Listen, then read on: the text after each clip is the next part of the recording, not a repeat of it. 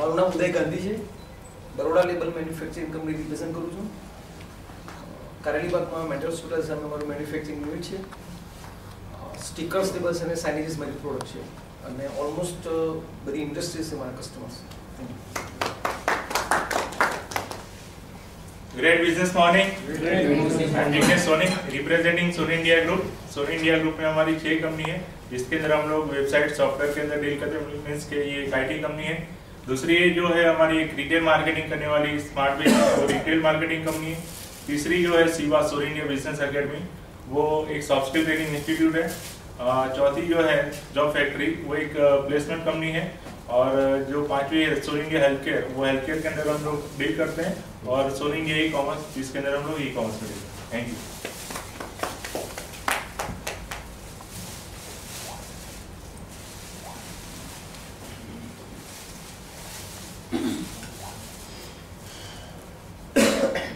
Dr. Vinay Kumar, orthopedic surgeon.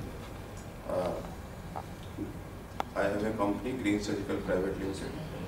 Manufacturing orthopedic implants and instruments, having FDA, CE, ISO, GMP certifications, and it is located in GIDC Savli Industrial Area, Mandusha. Thank you.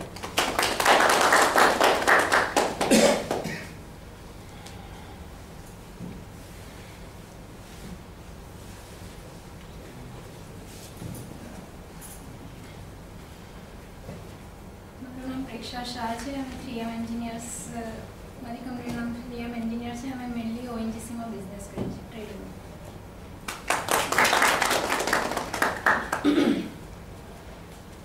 Good morning friends. Good morning. My name is Vipul Joshi, Silverline Motor Technologies company को represent कर रहा हूँ. Sorry 2 महीने से मैं आ नहीं पाया, कुछ रिनोवेशंस वगैरह कुछ काम चल रहा था. बेसिकली हम लोग domestic and industrial water purifier के अंदर डील कर रहे हैं and we are ISO certified company. तो पिछले 5 साल से हम लोग डोमेस्टिक वाटर प्योरीफायर्स बनाते थे और बेचते थे. अभी रिसेंटली 1 साल से हम लोग ने इंडस्ट्रियल वाटर प्योरीफिकेशन में भी डील करना और मैन्युफैक्चरिंग करना स्टार्ट किया है. तो किसी को भी अगर ज़रूरत है, कोई भी एप्लीकेशन है, प्लीज़ गिव मी 1 मेल और कॉल आप कर सकते हो. अभी आपका सीजन है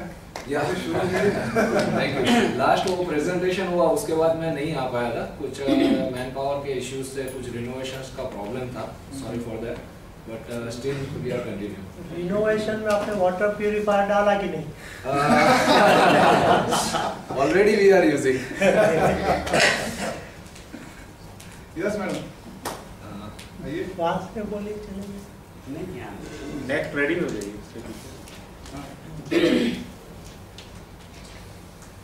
मेरा नाम रोशनी पटेल है और मैं भी प्रीसर्विस स्टूडेंट हूँ.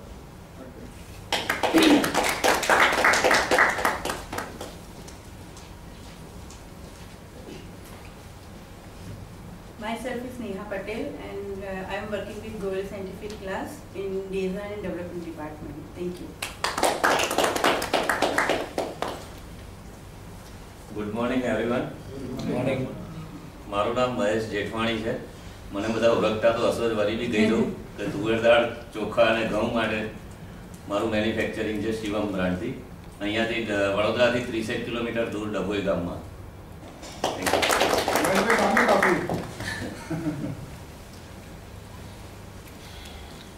मुकेश भाई के लिए जोरदार तालियां हो जाए. Good morning everybody. Myself is Mukesh Mehta और मेरा कंपनी का नाम है प्रगति ट्यूब्स एंड इंजीनियरिंग कंपनी. हम लोग stockist and trader in are stage. Thank you.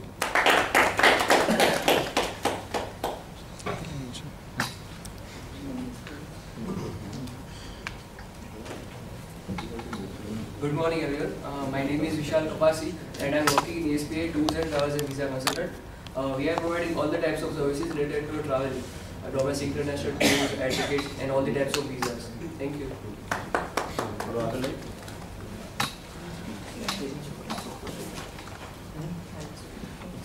Good morning. Good morning. મારું નામ નિતેશ દેસાઈ છે. હું સ્ટીલબર સિસ્ટમ પ્રાઇવેટ લિમિટેડને રિપ્રેઝેન્ટ કરું છું. અમે લોકો ISO અને TQM ઇમ્પ્લિમેન્ટેડ અમારી કંપની છે. અમે લોકો તમારી લેન્ડને જે પણ તમારી જગ્યા હોય એને અનુકૂળ અમે ફર્નિચર્સ બનાવતા હોઈએ છીએ. એકચ્યુઅલી સ્ટોરેજ સિસ્ટમ્સ માટે કોઈને પણ રિક્વાયરમેન્ટ્સ હોય તો અમારી વેબસાઇટ પણ છે, જોઈ શકે છે. અને એના સિવાય મારો નંબર છે 9925036290. Thank you. अच्छा नीतीश भाई ने यहाँ पे स्टील फर्म में कितने लोगों का विजिट अभी बाकी है, पेंडिंग है?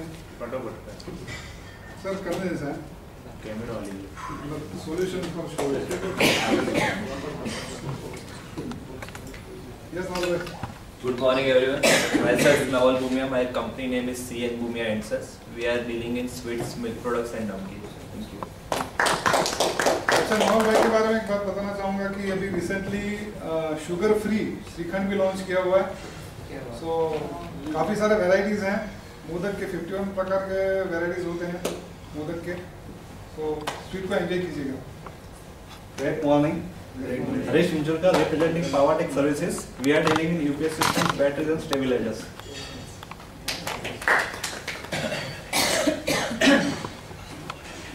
Good morning, Paresh Shah, Fish Traders, Makarpura JIDC, Stockist of MS Steel, Blackbar, Dash Steel and MySteel.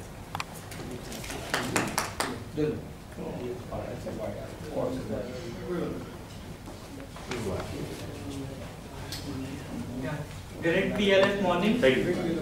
Myself Vatsal Shah, representing Madhav Agro Foods Private Limited. Our brand name is Pasand. We manufacture pickles, paste and chutneys. Thank you. Chandresh Shah from Madhav Agro Foods. We manufacture Pasand brand pickles and chutneys, exports them. We have won 2 national awards for the best quality of pickles and chutney, and we are ISO 22000 certified company. Thank you. Myself Hemant Goyal from Goyal Scientific. Yes. We are making industrial, laboratory wear, scientific glass equipments. मैं सब लोगों को invite करता हूँ. काफ़ी लोग आ चुके हैं, काफ़ी लोग बाकी हैं. मेरे यहाँ कांच की कुछ अलग दुनिया देखने को मिलेगी. मैं इतना कह सकता हूँ कि हम लोग सुनार का काम, लोहार का काम, सुनार, लोहार और कुम्हार तीनों का काम ग्लास में करते हैं और उसमें साथ में इंजीनियरिंग भी ऐड करते हैं. Thank you.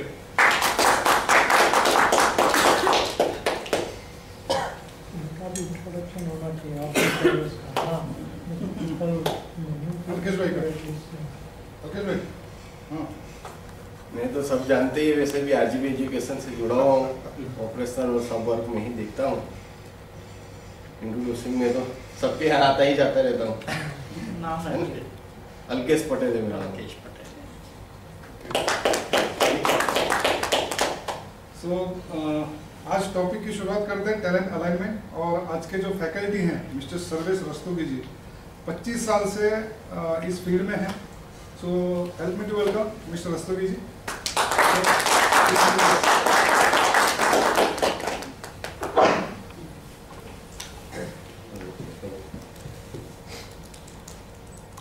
Hello. Great morning, friends. Great morning. My sincere thanks to Hemant Bhai who has invited me here and given me opportunity to meet all of you. That's a wonderful gathering. इतनी morning में आप यहाँ बैठे हैं means this is a learning growth. That's great. हम एक topic ले रहे हैं आज, टैलेंट अलाइनमेंट. थोड़ी बातचीत से चालू करेंगे. तो सबसे पहले मैं एक स्टेटमेंट दे रहा हूं, आप लोग हाँ या ना बोलिए कि सही है या गलत है, कि हम सभी लोग जो भी इस दुनिया में पैदा हुआ है वो टैलेंट अलाइनमेंट कर ही रहा है, जानता ही है. दिस इज फॉल्स और ट्रू? ट्रू. ठीक है, सब लोग मानते हैं ट्रू? बिल्कुल. तो थोड़ा दूर रखेंगे. Hello hello hello. इको नहीं होगा. Hello. Or without that also we can hear you.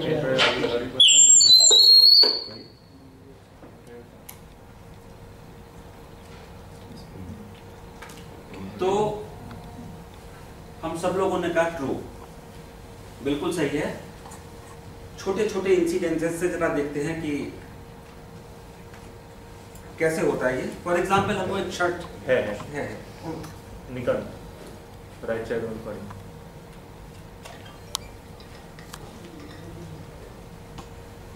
For example हमें एक शर्ट सिलवानी है, तो उस शर्ट सिलवाने के लिए हम टेलर के पास जाते हैं, राइट? चाहे किसी कंपनी के सीईओ हो या उसी कंपनी का जूनियर मोस्ट क्लर्क हो, वो शर्ट सिलवाने के लिए टेलर के पास ही जाएगा, राइट? तो कहने का मतलब ये है कि टैलेंट अलाइनमेंट, कि ये काम, टैलेंट का जो अलाइनमेंट है वो वर्क के साथ है, जॉब के साथ है, और सभी को ये मालूम है कि ये जॉब कौन करेगा। लेकिन यही चीज बहुत जो सिंपल सी है, जब धीरे धीरे processes, products and services complex होती चली जाती है, तो यही प्रोसेस मुश्किल होती चली जाती है। इसी के लिए बहुत सारी स्किल्स की जरूरत पड़ती है, राइट? तो this is number 1. Talent is aligned with the product or service we want to have. Number 1. Number 2, एक सिंपल सा केस लेते हैं कि सपोज हेमंत भाई को शर्ट सिलवानी है, और अभी नए नए हैं हेमंत भाई, तो वो अपने 3 फ्रेंड्स से पूछते हैं कि भाई शर्ट कहाँ बढ़िया सिलती है। एक बताते हैं कि अलकापुरी में एक टेलर है, वहाँ बढ़िया सिलती है। दूसरे बताते हैं फतेहगंज में एक टेलर है, वहाँ बढ़िया सिलती है। तीसरे बताते हैं निजामपुरा में एक टेलर है, वहाँ बढ़िया सिलती है। तो हेमंत भाई क्या करते हैं कि एक एक शर्ट सिलने के लिए तीनों को दे देते हैं, बोले देख लेते हैं भाई पहले एक्सपीरियंस है। और अल्टीमेटली जब शर्ट आती है तो मान लीजिए फतेहगंज वाले टेलर से जो शर्ट आई है वो उनको सबसे ज्यादा पसंद आई। ओके, ऐसा क्यों? जिन लोगों ने रिकमेंड किया था अलग अलग टेलर को, क्या उसमें से 2 लोग झूठ बोल रहे थे? ऐसा तो नहीं है ना, झूठ तो नहीं बोल रहे थे, उन्हें वो प्रोडक्ट पसंद आई इसीलिए बोल रहे थे। लेकिन हेमंत भाई की जब शर्ट सिल के आई तो आउट ऑफ 3 पीपल ही like the Fatehganj tailor, right? इसका क्या मतलब निकला? इसका मतलब ये निकला कि टैलेंट का जो अलाइनमेंट है उसके अंदर एक सब्जेक्टिव एलिमेंट भी होता है ना? खाली वो प्रोडक्ट बनाना जानता है वो बात तो ठीक है, लेकिन जो सर्विस हायर कर रहा है या जो प्रोडक्ट ले रहा है उसका सब्जेक्टिव एलिमेंट भी होता है कि वो क्या चीज पसंद करता है। तो टैलेंट अलाइनमेंट एक टोटली ऑब्जेक्टिव चीज नहीं होती है ना, इसमें एक सब्जेक्टिव एलिमेंट होता है कि हम क्या पसंद करते हैं, है ना? जो हमारा एक साइकोलॉजिकल, कुछ हमारे एक्सपेक्टेशंस होते हैं, कुछ हमारे लाइकिंग्स होती हैं, उसके हिसाब से हम उसको एक्सेप्ट करते हैं। This is point number 2। अभी पॉइंट नंबर 3, फतेहगंज का जो टेलर है वो बहुत पसंद आया। सपोज उस दुकान में 2 पार्टनर थे, 2 भाई थे सगे, और हमारे हेमंत भाई जाया करते थे उस टेलर पे और काम बढ़िया होता। अब क्या हुआ कि ये जो 2 भाई हैं उन्होंने सोचा कि हम अपनी अलग अलग दुकान कर लेते हैं। तो फतेहगंज के ही एक शॉप में एक बड़ा भाई बैठने लगा और दूसरी शॉप में छोटा भाई बैठने लगा। तो छोटे भाई ने भी कहा कि भैया हेमंत भाई आप हमारे यहाँ आइए। तो उस शॉप के साथ, उस प्लेस के साथ हमारे हेमंत भाई का एक तजुर्बा था। ओके, उन्होंने कहा चलो ट्राई कर लेते हैं। उसने कहा हेमंत भाई आपकी शर्ट हम 250 रुपए में सिलते थे, लेकिन मैं शर्ट्स की सिलाई 200 रुपए रखा। अब नेचुरल हमारा डिसीजन क्या होगा? 200 रुपए वाले को ट्राई कर लेते हैं, आदमी तो वही। तो यहां हमने क्या किया साइकोलॉजिकली कि अपना जो इनपुट कॉस्ट है वो कम कर लिया। क्वालिटी बीइंग द सेम, हम लोगों ने अपना इनपुट कॉस्ट कम कर लिया। ओके, यदि एक्सपीरियंस ठीक हुआ तो फाइन, नहीं हुआ तो वापस लौट जाएंगे, राइट? तो कहने का मतलब यह है कि हर आदमी के दिमाग में प्रोडक्टिविटी इंक्रीज करने की एक इनबिल्ट टैलेंट है ना? हम इनपुट की कॉस्ट रिड्यूस करना चाहते हैं, हम जब भी जाते हैं तो कुछ सस्ता खरीदना चाहते हैं, राइट? तो क्या कर रहे हैं? With respect to that product और service we are reducing the cost of input, और in other words we are increasing our productivity. ठीक है, अब चौथा पॉइंट लेते हैं। ये जो टेलर था जिसके पास जा रहे थे, पहले तो वो समय से काम लेता था। अब इस बार शर्ट दिया, उसने बोला कि अब 15 तारीख को आ जाएगी। हेमंत भाई पहुंचे 15 तारीख को, उसने बोला सर रास्ते याद नहीं। ऐसा 2 दिन बाद 17 तारीख, और ठीक है 17 तारीख को बोलो सर क्या करें, वर्कर छुट्टी पर गया था, ये गया था, बस आप 2 दिन और ठहर दो मैं दे दूँ। तो 19 तारीख को शर्ट मिली, फाइन, थोड़ा इनकन्वीनियंस हुई। अगला शर्ट चलवाने वाले थे, बोले ठीक है थोड़ा इस बार होगी प्रॉब्लम। अगले शर्ट के लिए फिर उसी टेलर के पास गए, इस बार उसने कहा सर 20 तारीख को दे देंगे, डेट लिखी 20 तारीख को गए, फिर 2 दिन 22, फिर 2 दिन 24, फिर 2 दिन 26। उसके बाद मालूम चला वो दुकान बंद करके कहीं घूमने चला गया, 7 दिन और गुजर गए। ओके, फिर हेमंत भाई पहुंचे और अगले महीने की 10 तारीख को शर्ट मिली। अब क्या होगा? दोबारा नहीं जाएंगे। तो कहने का मतलब ये है, यहाँ क्या बताने की कोशिश कर रहे हैं कि इस प्रोडक्ट और सर्विस के अच्छे होने के बाद भी एक साइकोलॉजिकल एक्सपेक्टेशन था, और जब वो साइकोलॉजिकल एक्सपेक्टेशन कम हुआ, एक लिमिट से नीचे चला गया, तो रिलेशनशिप टूट गया। राइट? तो फ्रेंड्स, ये जो 4 इंसिडेंसेस बताए हैं, ये हमारी जिंदगी में, पर्सनल लाइफ में और कॉर्पोरेट लाइफ में हमेशा ही चलते रहे। ओके, तो आइडिया ये है कि किस तरीके से हम प्रोडक्टिविटी इंक्रीज करें और जो साइकोलॉजिकल एक रिलेशनशिप डेवलप हुई है उसको बना के रखें। This is the theme of this topic, how can we do it.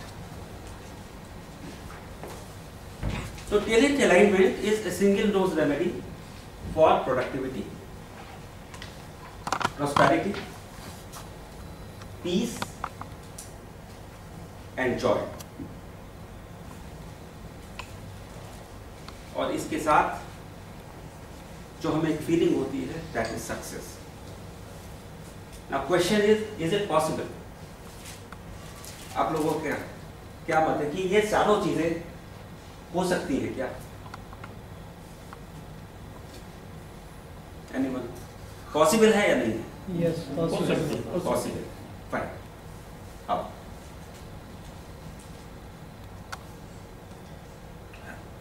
कैसे? चलिए एक्सप्लोर करते हैं। See, productivity improvement means minimum input and maximum output, यही कर रहे हैं। राइट? आइदर वी सेव और वी इंक्रीज द प्रॉफिट।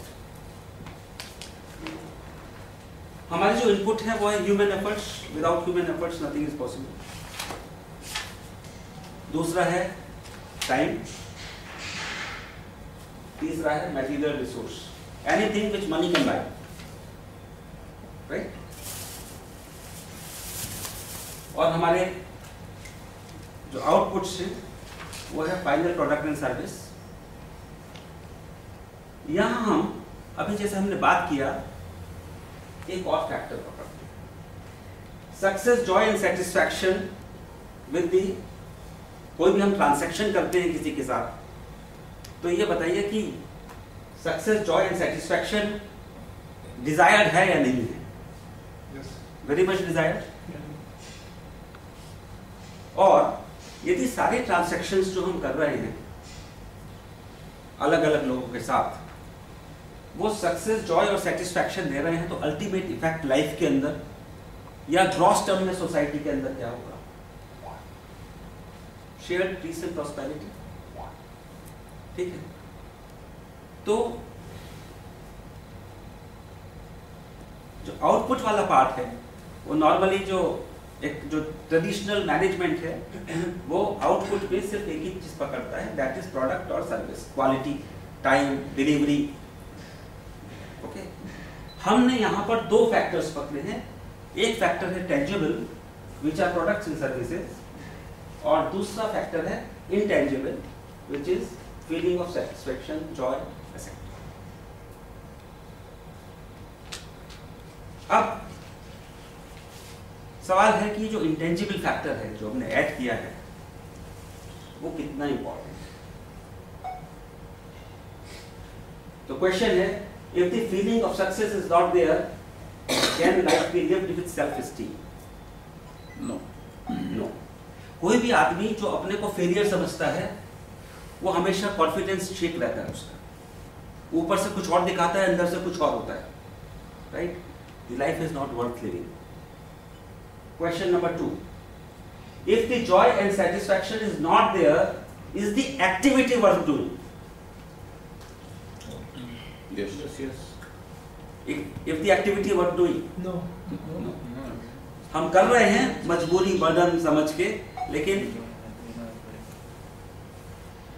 तीसरा, what should give more joy, the process of doing or only the result? This is very important, right? हम targets बनाते हैं, जो ट्रेडिशनल वेस्टर्न मैनेजमेंट है वो पूरा का पूरा गोल ओरिएंटेड है. हम गोल्स बनाते हैं, राइट? उसको अचीव करते हैं, उसके लिए हम स्ट्राइव करते हैं, राइट? और उस स्ट्राइव करने में बहुत स्ट्रेस डेवलप होता है. ओके, अब धीरे धीरे हम पूरा वर्ल्ड वेलनेस की तरफ आ रहा है. हम मेडिटेशन की बात करते हैं, इसकी बात करते हैं, लाइफ वर्क लाइफ बैलेंस की बात करते हैं. क्यों? क्योंकि एक स्टेज तक स्ट्रेस पॉजिटिव होता है और उसके बाद वो स्ट्रेस नेगेटिव हो जाता है, वो प्रोडक्टिविटी डाउन करता चला जाता है, क्वालिटी ऑफ लाइफ डाउन करता चला जाता है, राइट? तो जो भी हम काम कर रहे हैं या जो भी हम ट्रांजैक्शन कर रहे हैं, उसके अंदर the process of doing is more important or the result is more important or only the result? मैं ये नहीं कह रहा रिजल्ट इंपॉर्टेंट नहीं है, रिजल्ट इंपॉर्टेंट है, उस रिजल्ट के लिए काम कर रहे हैं, रिजल्ट पे तो फोकस करना है, लेकिन यदि प्रोसेस ऑफ डूइंग तो every moment which we are living is joyful, right? तो क्या आप एग्री करते हैं कि पीस और prosperity must be produced by every human endeavour? हम जो कुछ भी कर रहे हैं उससे पीस और प्रॉस्पेरिटी कंटिन्यूअस जनरेट होनी चाहिए, चाहे हम एम्प्लॉयर हैं, चाहे हम एम्प्लॉय हैं, चाहे हम प्रोफेशनल हैं. जो कुछ भी हम कर रहे हैं उससे कंटिन्यूअसली पीस एंड प्रॉस्पेरिटी की फीलिंग होनी चाहिए, है ना? हमारे जो स्क्रिप्ट्स हैं उसमें तो यही एक अल्टीमेट गोल कहा गया है. तो आज की तारीख में हमारा जो भी काम है वो ये प्रोड्यूस कर रहा है, ये वाली फीलिंग कंटिन्यूअसली, तो हम बिल्कुल राइट ट्रैक पे. बट यदि ये प्रोड्यूस नहीं कर रहा है, if you are experiencing fall in productivity, चाहे आपकी खुद की हो या कंपनी की हो, ऑर्गेनाइजेशन की, boredom in work, increasing stress, tiredness and illness, tensions in relationship, जिंदगी से हंसी उड़ती चली जा रही है, कम्युनिकेशन में सीरियसनेस आने लगी, जो फ्री कम्युनिकेशन करते थे उसकी जगह बहुत सोच समझ के करने लगे, कहीं कुछ गलती ना हो जाए, कहीं कोई ना हो जाए, क्या इफेक्ट होगा, है ना? आप ओवर कॉशियस हो गए और फैमिली के लिए टाइम बहुत कम मिलता है. यदि ऐसा कुछ हो रहा है जिंदगी के अंदर या ऑर्गेनाइजेशन में लोगों के अंदर, तो आपको जो रिसोर्सेज आप यूज कर रहे हैं उनको रिविजिट करने की जरूरत है, एक बार दोबारा सोचने की जरूरत है. तो पहले हमने बात किया था मटेरियल रिसोर्सेज का, the things which money can bye. Money itself, finance, machine, infrastructure, technology. मशीनें पुरानी हो गई हैं तो भी प्रॉब्लम है, मेंटेनेंस बहुत काफी है, स्ट्रेस होता है. टेक्नोलॉजी को कोई सब्स्टिट्यूट नहीं कर सकता. टेक्नोलॉजी चेंज हो जाती है तो आपको चेंज होना ही है, there is no substitute. Infrastructure जो भी काम कर रहे हैं उसके लिए प्रॉपर चाहिए ही. तो 2 मिनट के लिए मान लेते हैं ये जो चीजें हैं वो आपने ऑलरेडी अलाइन कर रखी है, राइट? हमारा जो टॉपिक है वो टेलिंग की तरफ है, but the resources have to be revisited. कितनी बार हम पुरानी चीज रिप्लेस नहीं कर पाते, छोड़ नहीं पाते, वो बात करना ही है. ये पार्ट ठीक होने के बाद दूसरा आता टाइम। टाइम सबके पास 24 आवर्स, ओके, लेकिन टाइम मैनेजमेंट, इसका यूटिलाइजेशन वो ह्यूमन पावर के अंदर। तो सेकंड आता है इफेक्टिव टाइम मैनेजमेंट, ओके, ये वाला पार्ट प्रोडक्टिविटी में बहुत चेंज ला सकता है। And the third resource which is most most most important are humans. और उन ह्यूमंस के पास एक चीज होती है mind. We all work through our mind. अब देखिए कुछ सोशल रिसर्चेस हैं, क्या बोलती हैं? वो बोलते हैं everybody is born genius, famous. दूसरा बोलते हैं एवरीबॉडी इज जीनियस, थोड़ा सा और रिफाइन हुआ, everybody is genius if he is at his right place. तो यहां कुछ बात हुई टैलेंट अलाइनमेंट की। If he is genius if he is at his right place. और थोड़ा सा उन्होंने स्टैटिस्टिक्स पकड़ी, तो ये पाया 90% people are born genius but only 20% are rightly placed. ठीक है, इसका मतलब क्या हुआ कि 70% ह्यूमन रिसोर्सेज ऑप्टिमम यूज पे नहीं है। हम 70% रिसोर्सेज वेस्ट कर रहे हैं, और आज हम जिस ऑर्गेनाइजेशन को चला रहे हैं उसमें भी 70% लोग लगभग ऐसे होंगे जो काम कर रहे हैं वो उनके लिए नहीं बना है, लेकिन कर रहे हैं, क्योंकि एक तो पावर है इनमें कि कोई भी चीज सीख सकता है, तो वो सब कर रहे हैं। बट इस स्टैटिस्टिक्स के हिसाब से वो प्रॉपर्ली प्लेस्ड नहीं। अभी थोड़ा सा स्क्रिप्ट्स पे जाते हैं, पुराने चले जाते हैं। सुना है कि 5000 साल पहले कृष्ण भगवान हुआ करते थे। गीता बड़ी प्यारी सी किताब उन्होंने लिखी हुई है, बहुत सारी चीजें लिखी हुई है। गीता में कृष्ण जी ने कहा है कि मैंने प्रकृति, नेचर 8 एलिमेंट से बनाई। उसमें 5 तो ग्रॉस एलिमेंट हैं, पंच महाभूत, air, fire, earth, water and space, और 3 सब्टिल एनर्जीज हैं, सूक्ष्म ऊर्जाएं, दिखाई नहीं देती, मन, बुद्धि और अहंकार। नौ यहां अहंकार से ego, mind, intellect and ego. तो ईगो नॉर्मली कुछ लोग ईगो का मतलब प्राउड होना या ऐसा समझते हैं, लेकिन ईगो का बेसिक मतलब है self image. How do you see your self, है ना? आई सी माई सेल्फ ए डॉक्टर, है ना? एक self image, this is my ego. Ego can be very helpful, है ना? एलिवेटेड ईगो है तो आदमी को ऊपर ले जाती है। तो मन, बुद्धि और अहंकार, ये 3 चीजें सब्टिल एनर्जी है हमारी। फिर उन्होंने कहा कि मैंने 3 गुण बनाए हैं, सात्विक, राजसिक और तामसिक। और फिर उन्होंने बोला मैंने 4 वर्ण बनाए, वर्क कल्चर। जो डिफरेंट लोग पैदा हुए हैं वो 4 टाइप के वर्क कल्चर रखते हैं। किसी में कोई डोमिनेंट होता है, किसी में कोई डोमिनेंट होता है, चारों सब में थोड़े थोड़े हैं, लेकिन किसी में कोई डोमिनेंट होता है, किसी में कोई डोमिनेंट होता है। और वो है ब्राह्मण, क्षत्रिय, वैश्य और शूद्र। तो ये जो कॉम्बिनेशन है इतना सारा, 3 सब्टिल एनर्जी, 3 गुण और 4 वर्ण, इसका अलग अलग प्रमाण अलग अलग लोग के अंदर, different quantities. Okay, and the matrix of all these things builds up a right type of work for that person. कि जो उसकी प्रकृति है, जो उसकी नेचर है, जो उसका नेचुरल बिल्ट है, उस नेचुरल बिल्ट के हिसाब से यदि वो वोकेशन पकड़े, अपना काम पकड़े, तो ही विल बी एट पीस। वो उसका, हर आदमी की पेस अलग अलग है, हर आदमी का सोच अलग अलग है, सबका कंफर्ट लेवल, सबका जोन एक नहीं है, राइट? किसी को पैसा कमाना मोटिवेट करता है तो किसी को पढ़ाना मोटिवेट कर सकता है। ओके, तो उसकी जो प्रकृति बनी हुई है, ये जो लास्ट बताया था, उसके हिसाब से, उसके कॉम्बिनेशन के हिसाब से जब उसको काम मिल जाता है तो समझ लीजिए उसकी नेचर और टैलेंट और वर्क उसके अंदर मैचिंग हो गया।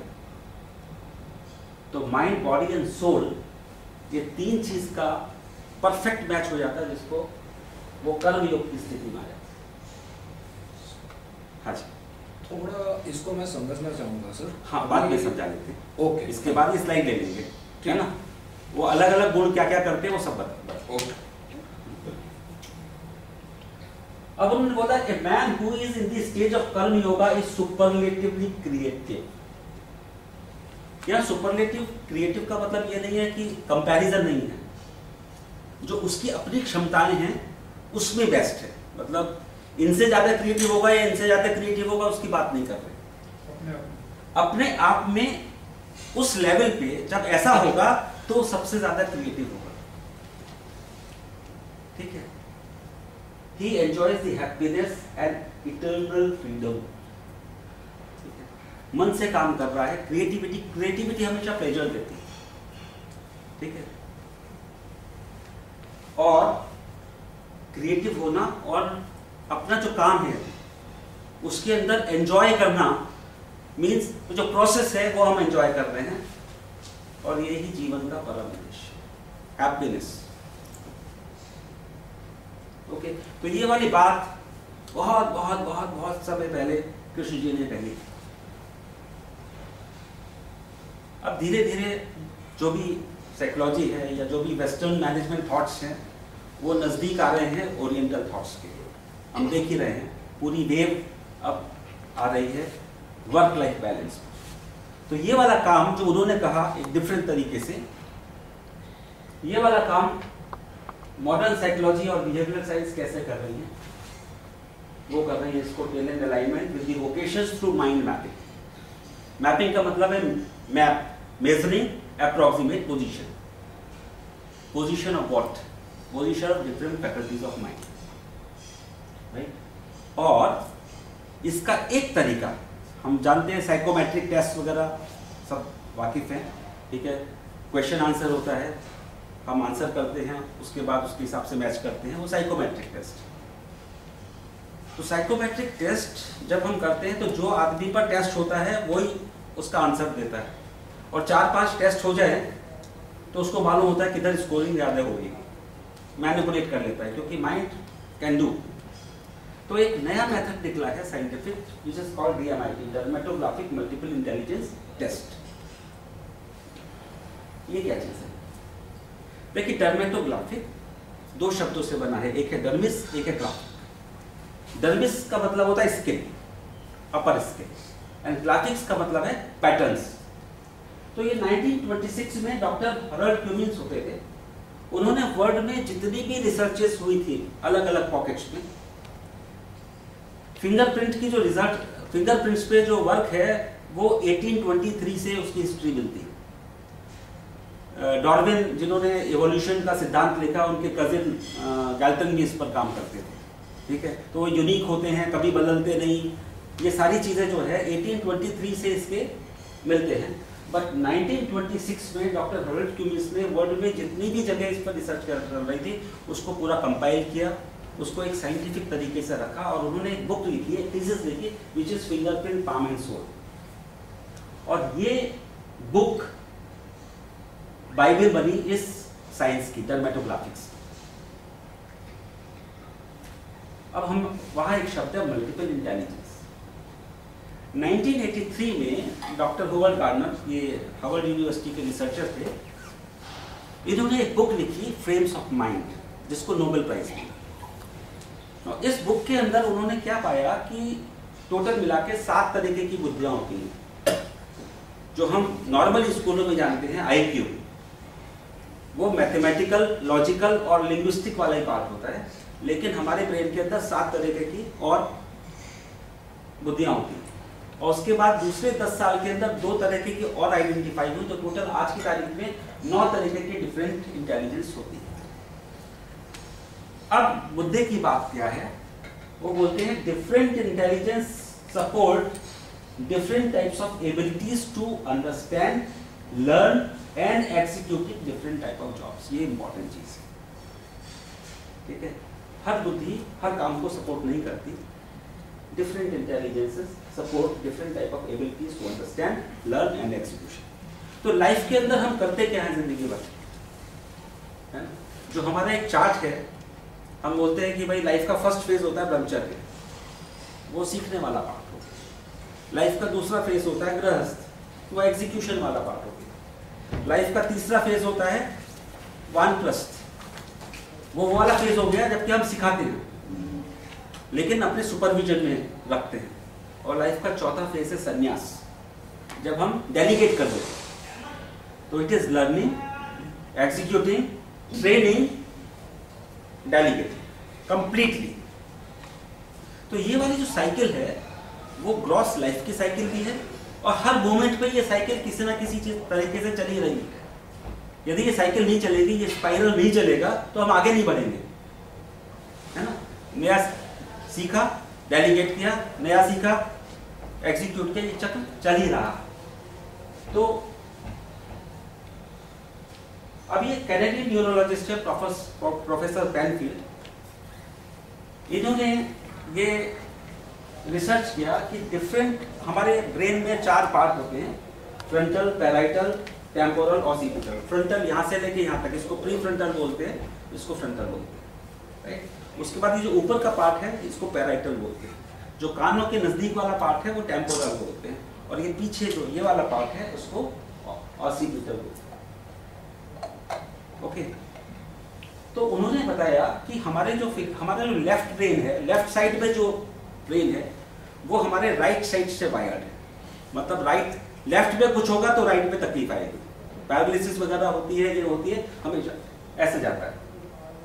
और इसी तरीके से हमारा राइट साइड में जो ब्रेन है वो लेफ्ट से वायर्ड है, और उसमें जो डिफरेंट पार्ट्स हैं वो इस तरीके से वायर्ड है। जो हमारा अंगूठा है वो प्री फ्रंटल से वायर्ड है, हमारी जो इंडेक्स फिंगर है वो हमारे फ्रंटल से वायर्ड है, हमारी जो ये मिडिल फिंगर है वो हमारे पैरिटल के साथ वायर्ड है, हमारा जो रिंग फिंगर है वो टेम्पोरल से, और लिटिल फिंगर, स्मॉल फिंगर हमारे ऑसिपिटल से वायर्ड है। ओके, और इसमें जो पैटर्न्स होते हैं वो पैटर्न्स, हमारा जो माइंड है, हमारा जो ब्रेन है, इट्स ए पावर हाउस। उसमें हर सेल से बहुत सारी इलेक्ट्रिकल एक्टिविटीज चल रही है बहुत तेजी से, एक सेल 10-10 इलेक्ट्रिकल एक्टिविटी चल रही है।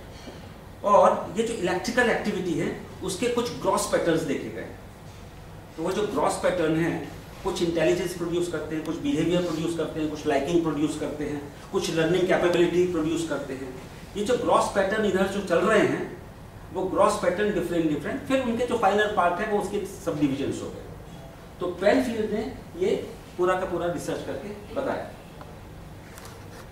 अब सबसे बड़ी बात यह है कि IQ को जानने का तो साइकोमेट्रिक तरीके थे। मैं 1983 पे गो बैक टू 1983, और जो ये रिसर्च हुई कि भाई 9 तरीके की इंटेलिजेंस हैं, तो साइंटिफिक चैलेंज ये आया कि ये 9 तरीके की इंटेलिजेंस को मालूम कैसे करें। ओके, तो डॉक्टर शेन ई माओ ने 1985 में सोचा कि लेट अस सी कि डर्मेटोग्राफिक से कुछ मिलता है क्या, और उन्होंने इस पर रिसर्च करना चालू कर दिया। और ये रिसर्च करना चालू ही किया था, एक बहुत बढ़िया घटना हुई, और वो ये है कि 1986 में डॉक्टर रीता लेवी, ये भी ब्रेन पर रिसर्च कर रही थी, है ना, सेल्स की ग्रोथ पर रिसर्च कर रही थी। इन्होंने पाया कि जो नर्व ग्रोथ फैक्टर है उसका जो डेवलपमेंट है वो एपिडर्मल ग्रोथ फैक्टर से रिलेशनशिप रखता है। उन्होंने शी एस्टैब्लिश्ड ए रिलेशनशिप। तो अब ये वाला जो रास्ता है ना, एक वो कंफर्म हो गया कि इस पर तो कुछ ना कुछ मिलेगा ही। इस वाली रिसर्च को भी नोबेल प्राइज मिला। अब जितने भी वर्ल्ड के साइंटिस्ट थे, एक बॉडी है international behavioural and medical biometric society. तो साइंटिस्ट अलग अलग कंट्रीज में अलग अलग साइंटिस्ट इस वाले सब्जेक्ट पर, बायोमेट्रिक्स पर काम करने लगे, और करीब 7000 रिसर्च 1985 से लेके 2004 तक 7000 रिसर्च पेपर्स पब्लिश हुए। एंड अल्टीमेटली दे फाउंड कि जो बायोमेट्रिक्स से जो रिजल्ट आते हैं दे आर मोर देन 90%।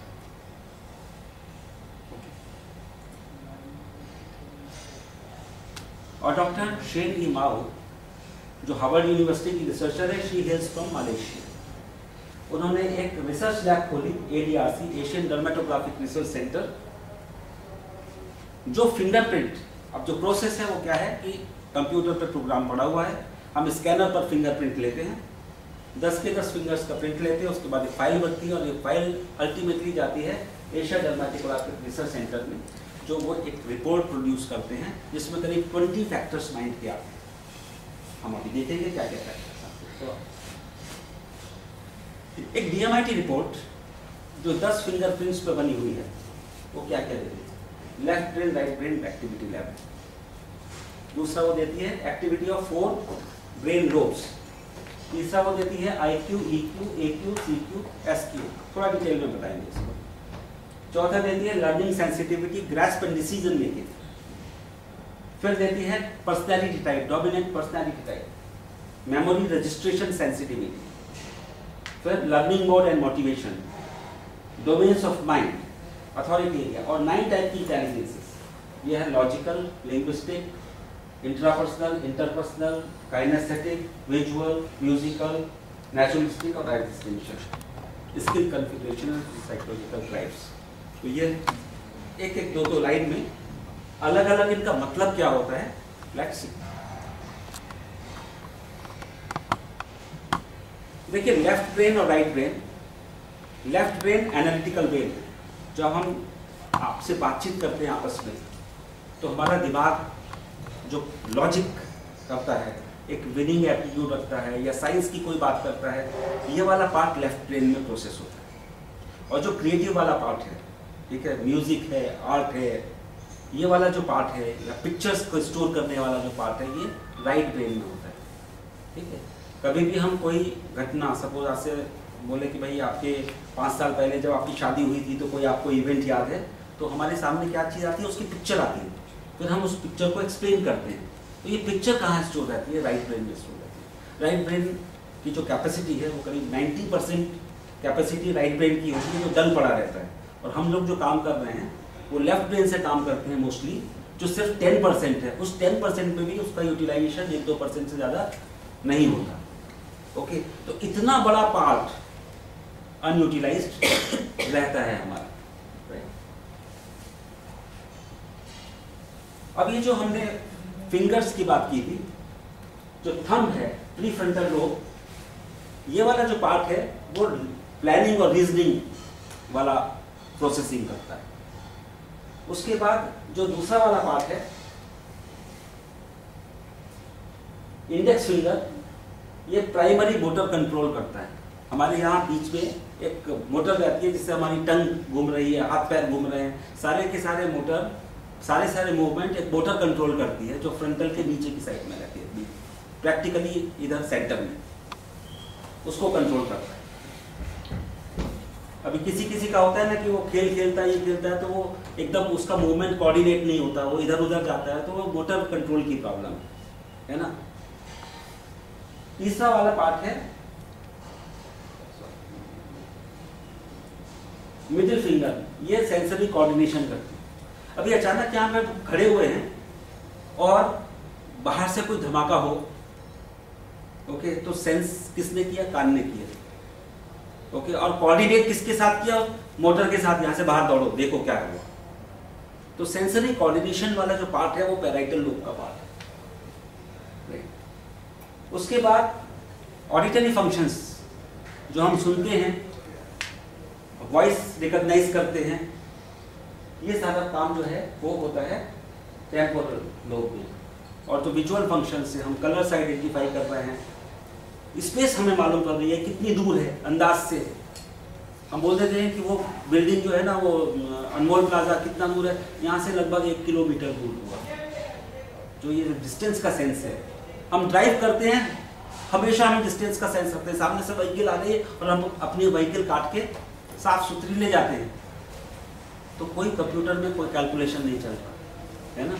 वो जो स्पाशियल रिलेशनशिप बोलते हैं उसको, हर बंदा स्पाशियल रिलेशनशिप रखता है। तो ये सारा का सारा जो प्रोसेसिंग चल रहा है वो कहाँ चल रहा है? ऑसिपिटल में। तो जी एक रिपोर्ट है DMIT, ये बताती है कि आपका कौन सा रीजन की कितनी स्ट्रेंथ है, कौन से रीजन स्ट्रांग है, और जो रीजन स्ट्रांग है उससे जो रिलेटेड एक्टिविटीज है वो आप बेटर कर पाएंगे नेचुरल। उसके बाद हमने फैक्टर्स बोले थे IQ। IQ क्या करता है? प्रॉब्लम सॉल्विंग, न्यूमेरिकल और लिंग्विस्टिक एबिलिटी IQ करता है। दूसरा EQ, sensitivity reaction to stimuli. किसी को कोई खुशी मिलती है तो बहुत ज्यादा उछलता है, कोई अपना ठीक है कूल रहता है, ठीक है। किसी का कुछ खो जाए जरा सा भी उसको बहुत रिएक्ट करता है, कोई बोलता है इट्स ओके। तो कोई भी स्टिमुलाई, कोई भी चीज जो बाहर से आती है उसका जो रिएक्शन है वो इमोशनल कोशेंट कवर करता है ना। हम जो बोलते हैं ना स्थित प्रज्ञ स्थिति होनी चाहिए, ट्वेंटी बोला स्थित प्रज्ञता। स्थित प्रज्ञता का मतलब इमोशनल कोशेंट को कंट्रोल करो, खुशी और गम दोनों में बराबर रहो, न्यूट्रल रहो, राइट। क्योंकि इमोशन अच्छा हो या खराब हो स्ट्रेस बिल्ड करता है हमारे सिस्टम पर। खुशी भी ब्लड प्रेशर बढ़ा देती है। तीसरा है AQ, tolerance to adversity and capability. चाहे वो फिजिकल एडवर्सिटी हो, लोग एडवेंचर स्पोर्ट करते हैं, माउंट एवरेस्ट पर चढ़ते हैं, तो क्या है मुसीबत बोल लेते हैं लेकिन मजा आता है, ये एडवर्सिटी का पार्ट है, ठीक है। कितने लोग नाइट शिफ्ट में काम करते हैं, नेचुरल जो साइकिल है उस साइकिल के अगेंस्ट में काम कर रहे हैं, उनका AQ अच्छा ही होना चाहिए, नहीं तो रात में जगना टॉलरेट नहीं कर पाएगा, ओके। CQ, क्रिएटिव सेंस, और SQ, सेल्फलेस थिंकिंग इंट्यूशन।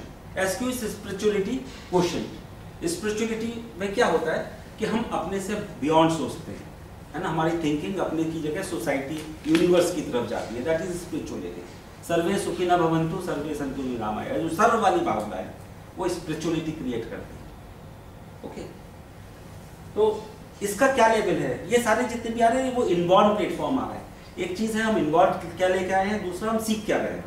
तो हम जो भी बात कर रहे हैं वो यहाँ पर एक्वायर्ड की बात नहीं कर रहे, हम इनबॉर्न की बात कर रहे हैं। फिर ये देती है learning sensitivity, grasp and decision quickness, कि आप कितनी तेजी से समझते हैं किसी चीज। किसी को एक बार बोल दिया समझ में आ जाता है, किसी को 2-3 बार समझाना पड़ता है, ओके। ये वाला पार्ट भी वो बताती है कितना रिपीटिशन की जरूरत है। कोई तुरंत डिसीजन ले लेते हैं, कोई थोड़ा सा सोच के दूसरे लोगों से डिस्कस करके ऐसा करके डिसीजन लेता है, ठीक है। तो नेचुरली यदि डिसीजन ग्रास्प अच्छा है और डिसीजन मेकिंग फास्ट है तो आप ज़्यादा वॉल्यूम हैंडल कर सकते हैं। कितनी बार होता है सरकारी दफ्तर में जाते हैं ना तो आपके पास इतनी फाइलें रखी रहती है, डिसीजन ही नहीं होता। या प्राइवेट सेक्टर में भी आपने कितनी बार देखा होगा कि बॉस है वो सारे मैनेजर्स को बुला रखा है, वो अपने काम में बिजी है, मैनेजर्स बाहर बैठे हुए। कम से कम मेरी रैनबैक्सी में तो काफी होता है, ओके। क्योंकि डिसीजन कंट्रोल में तो कर रखा है लेकिन उसकी जो प्रोसेसिंग है वो फास्ट नहीं है, ना डेलीगेट कर पा रहे हैं ना ले पा रहे हैं। तो अल्टीमेटली क्या है कि अपनी टीम को बाहर बैठा रखा है, तो ये तो मैन पावर वेस्ट हुई, ओके।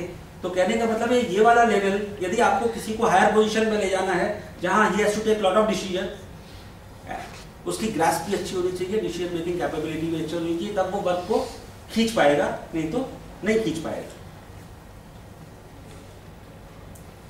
अभी ये है पर्सनैलिटी टाइप। पर्सनैलिटी टाइप में ये 1920 में रिसर्च हुई थी कि 4 मेन पर्सनैलिटी होती है। हर आदमी थोड़ा कॉम्बिनेशन होता है बट 4 मेन होती है। जो रेड टाइप के पर्सनैलिटीज बता रखे हैं वो डोमिनेंट रहते हैं, ऑटोक्रेटिक रहते हैं, अथॉरिटेटिव रहते हैं, बहुत एम्बिशियस रहते हैं, अपने रिसोर्सेज से कहीं ज़्यादा एम्बिशन रखते हैं। At the same time opposition ज़्यादा टॉलरेट नहीं करते, है ना। हमारे मोदी साहब काफ़ी टिपिकल एग्जाम्पल हैं रेड पर्सनैलिटी के, ओके। तो ये लोग कैसे सेटअप में अच्छे रहेंगे जहाँ पे वर्टिकल सेटअप है, आपके नीचे और आपके नीचे और आपके नीचे और, या आप स्किल्ड हैं और आपको जो वर्क फोर्स है वो एकदम बोलते हैं ना एक रामचंद्र बाकी सब बंदर। यदि आपका ऐसा सेटअप है तो आपको ऐसा होना पड़ेगा, ऐसे मैनेजर ज्यादा सक्सेसफुल होंगे। दूसरे ग्रीन पर्सनैलिटी, फ्री माइंडेड, ये out of the box thinkers रहते हैं। जिस एक ही चीज को जैसे ज्यादातर लोग व्यू करते हैं ये उसी चीज को एक डिफरेंट पर्सपेक्टिव से सोच लेते हैं। ये टेबल टर्नर्स होते हैं, राइट। जनरल मोटर्स की स्टोरी आपने सुनी होगी, किस तरीके से एक एग्जीक्यूटिव ने पूरा का पूरा चेंज कर दिया, ओके। या अपनी जो रॉयल एनफील्ड है वो सिक पड़ी हुई थी, एक यंग मैनेजर ने उसको पूरा CEO ने उसको चेंज कर दिया। तो ये कुछ अलग तरीके से सोचते हैं, चाहे वो समाज के बारे में, है ना, नेल्सन मंडेला, गांधी, ये इस टाइप के कुछ एकदम हट कर ये लॉन्ग टर्म टारगेट्स ले सकते हैं। ये उसके लिए उस टारगेट को पूरा करने के लिए बहुत ज़्यादा फिजिकल लेवल पे पेन्स भी ले सकते हैं। ग्रीन पर्सनैलिटीज बहुत कम होते हैं। Blue personalities are team leaders, cooperative, credit sharing, है ना, जो हम मीटिंग्स करते हैं, आपस में बातचीत करते हैं, सलाह मशवरा करते हैं, इस तरीके की जो पर्सनैलिटी है वो ब्लू है। सबसे ज़्यादा लोग ब्लू होते हैं फॉर्चुनेटली। और gold personalities are quality producers, perfectionist. इनको जो भी काम खुद प्रोड्यूस करें या इनके एक्सपेक्टेशंस एकदम परफेक्शन वाले एक्सपेक्टेशंस रहते हैं। हाँ, तो जहाँ भी बहुत हाई वैल्यू एडेड काम है, जहाँ वॉल्यूम्स की जगह हमको क्वालिटी पे जाना है, तो ये पर्सनैलिटी वर्क करती है। प्रिसीजन इंजीनियरिंग का जो इंजीनियरिंग हेड होना चाहिए वो ऐसा होना चाहिए। चलाएगा नहीं कुछ भी, चाहिए तो चाहिए। ओके, तो इस टाइप का। अब ये मेमोरी रजिस्टर सेंसिटिविटी, हम जो कुछ भी हमारे अंदर इनपुट आते हैं वो या तो आँख से आता है या कान से आता है ना, या हमारी जो टच वाली चीज़ें हैं स्किन से आता है, काइनेस्थेटिक्स बोलते हैं। चाहे वो हम नाक से कोई चीज़ सूंघें, चाहे हम टच करें, चाहे हम टेस्ट करें, मतलब मसल्स के थ्रू आता है। तो अलग अलग लोगों की जो रजिस्ट्रेशन, मेमोरी में जो रजिस्ट्रेशन करने का जो प्रमाण है वो अलग अलग है। ओके, तो ये चीज़ जो है हेल्प करती है कि आदमी को सिखाया कैसे जाए। फिर ये लर्निंग मोड एंड मोटिवेशन है। कुछ लोग अफेक्टिव होते हैं, मतलब इमोशनल होते हैं। यदि कोई भी चीज़ उनको बहुत प्यार मोहब्बत से कही जाए तो उसको एक्सेप्ट कर लेते हैं, वहाँ पे उनका मोटिवेशन रहता है। दूसरे रिफ्लेक्टिव होते हैं। जब तक उनको सारा का सारा जैसे एक प्रोजेक्ट रिपोर्ट देते हैं ना, नफ़ा नुकसान पूरा नहीं बताया जाए और जब तक उसको कन्विंस नहीं हो कि मेरा इसमें फ़ायदा ये है, तब तक वो काम नहीं करेगा, कितना प्यार से कुछ कर लो उसको। ओके, लेकिन यदि आपने रैशनल उसको बता दिया और उसको समझ में आ गया तो उसके साथ फॉलो अप करने की कोई ज़रूरत नहीं है। अफेक्टिव लोगों के साथ फॉलो अप ये ट्रैक मिस करते हैं, जो अपने जो टाइम मैनेजमेंट के जो सेमिनार्स करते हैं या इतना जो करते हैं, ये अफेक्टिव 70% लोग दुनिया में अफेक्टिव हैं। और हमारी जो टेंडेंसी होती है माइंड फ्लाई कर जाता है, ये करते करते उधर चला जाता है, तो उनको ट्रैक पर रखने के लिए कंटिन्यूअस जरूरत पड़ती है। ओके, कॉग्निटिव सेल्स वाले बंदों को इसमें डाल सकते हैं, रिफ्लेक्टिव बोल सकते हैं? नहीं, रिफ्लेक्टिव में सेल्स वाला, स्ट्रैटेजी प्लानिंग वगैरह में रिफ्लेक्टिव वाले अच्छे। सेल में मुझे कंसेप्ट मिलेगा नहीं, अफेक्टिव इमोशन, उसको हायर इमोशन लेवल पे, मतलब जो हम सेल्स वाला बंदा है, यदि वो उसको मालूम है कि मुझे ये चाहिए और वो उसका गोल हो गया, तो उसको अचीव करने के लिए करते हैं।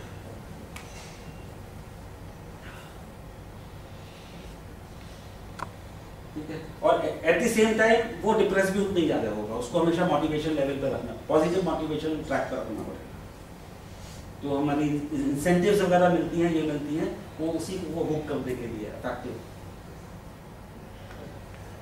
ये अवार्ड ओरिएंटेड नहीं होता रिफ्लेक्टिव, ये प्रोसेस ओरिएंटेड होता है। मुझे ठीक लग रही है तो मैं करूँगा, वो अवार्ड ओरिएंटेड होता है। कॉग्निटिव लोग जो है they do out of pleasure of creating something। उन्हें ये फील होना चाहिए कि मैंने कुछ नया क्रिएट किया उस। और जो क्रिटिकल हैं, इनका मोटिवेशन क्या होता है? Challenge of feeling deficiency. ये क्रिटिकल बंदे जो हैं, जब कोई भी चीज़ इनके सामने रखो तो वो उसकी अच्छाई क्या है समझेंगे, एट द सेम टाइम उसमें क्या कमी है वो भी साथ में देखेंगे, तो उनका मोटिवेशन उस कमी को पूरा करने में होगा। किसी बंदे ने सोचा होगा कि भाई टेलीफोन के लिए हमेशा वो घर पे मेरे जो है वो कम्युनिकेशन मिस हो जाती है, मैं बाहर रहता हूँ तो फ़ोन मिस हो जाता है। किसी ने ऐसा सोचा होगा कि ये फ़ोन जेब में लेके क्यों नहीं घूम सकते। पहले उसने मोबिलिटी सोची होगी कि हर बार उठ के ड्राइंग रूम में क्यों जाओ, या रात में सोते हुए बेडरूम में क्यों नहीं हो सकता। फिर उसने और आगे पे सोचा होगा। तो ये जो क्रिटिकल थिंकर जब रिसर्च वाला एप्टीट्यूड रखता है तो कुछ एकदम कुछ अलग ही चीज़ क्रिएट हो जाती है। ठीक है, तो जहां पर आपको अपनी प्रोडक्ट के अंदर खामियां निकालनी हो, वहां पे ये क्रिटिकल वाला घुस जाए तो ये अपने आप ढूंढ ढूंढ के खोज के निकालेगा।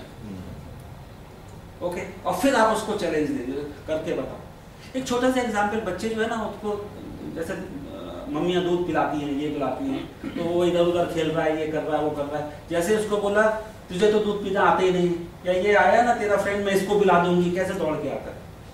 ये उसका वो क्रिटिकल वाला पार्ट काम करता है। थ्रो दी चैलेंज, तुझे काम नहीं करना, तुझे दूध पीना नहीं आता, तुझे ये करना नहीं आता, वो इमीडिएटली बोलेगा नो यू आर रॉन्ग। अभी आता है डोमेन्स ऑफ माइंड। डोमेन का मतलब होता है डोमेन, अथॉरिटी। लर्निंग के लिए अथॉरिटी किस एरिया से आती है?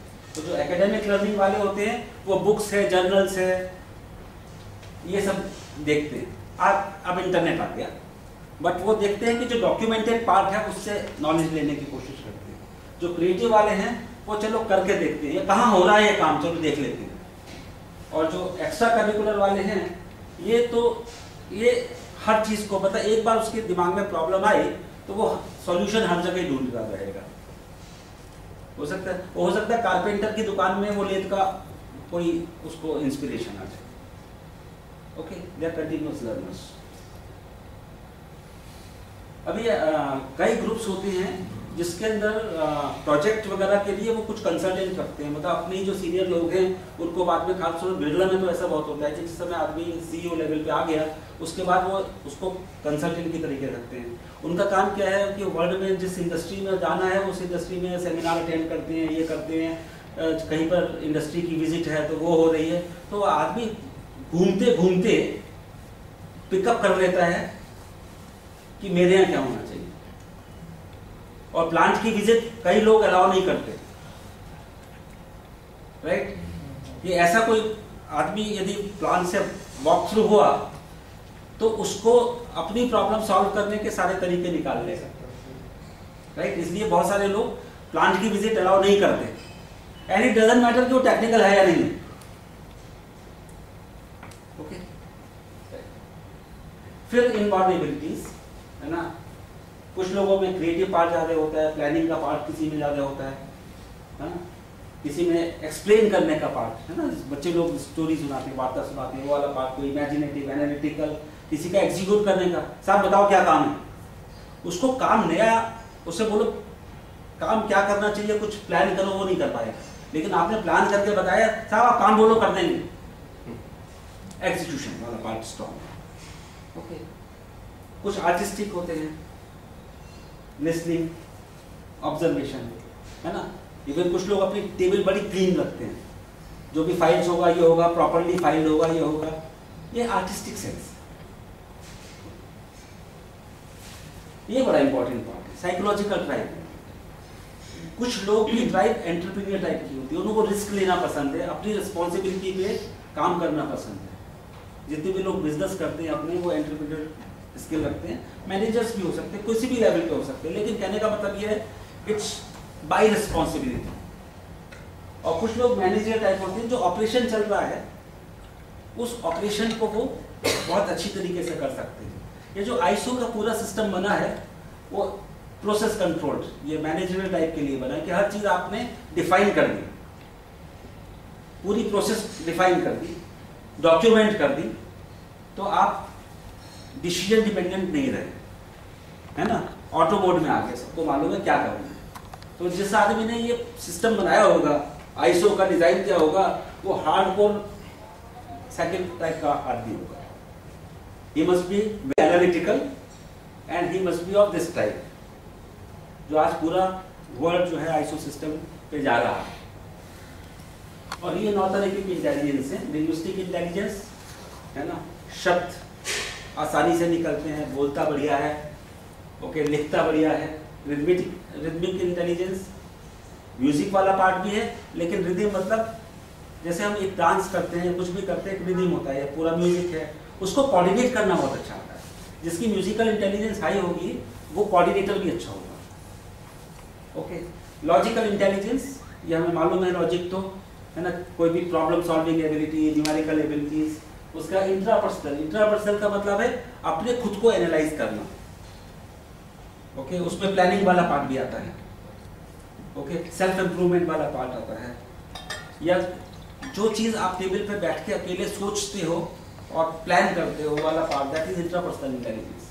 फिर आता है इंटरपर्सनल इंटेलिजेंस, है ना, आपसी पारस्परिक तालमेल जो हम सोशल बिहेवियर बोलते हैं, वो इंटरपर्सनल, मार्केटिंग वाले लोग ऐसे होने चाहिए, बिजनेस में भी इंटरपर्सनल इंटेलिजेंस अच्छी होनी चाहिए, विजुअल स्पाशियल आर्किटेक्ट्स जैसे होते हैं जो लोग स्पेस और आई से जो रिलेटेड चीज़ें होती हैं उनको तेजी से पकड़ते हैं, वो ये इंटेलिजेंस गवर्न करती है।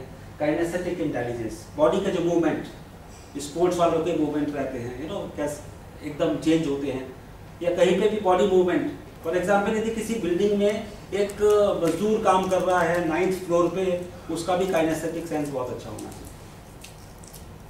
ओके, फिर आता है नेचुरलिस्टिक इंटेलिजेंस, नेचर में जो चीज़ जैसी है, हमारी बॉडी भी नेचर का पार्ट है, एनिमल्स हैं, प्लांट्स हैं, है ना, डॉक्टर्स की नेचुरलिस्टिक इंटेलिजेंस काफ़ी अच्छी होनी चाहिए, चाहे पेट्स के है, प्लांट्स, जो भी नेचर में जिस तरह से जैसी चीज़ें हैं उसको समझने की शक्ति, और एग्जिस्टेंशियलिस्ट बेसिकली अस्तित्व को समझने की शक्ति, है ना, जो स्पिरिचुअलिटी को कवर करती है। तो इस तरीके से ये 9 इंटेलिजेंस हैं, और हर आदमी में इसका अलग अलग लेवल होता है।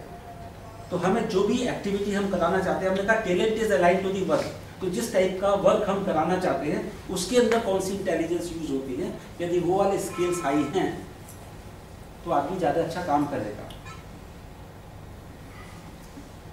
तो everything in universe has cause and effect.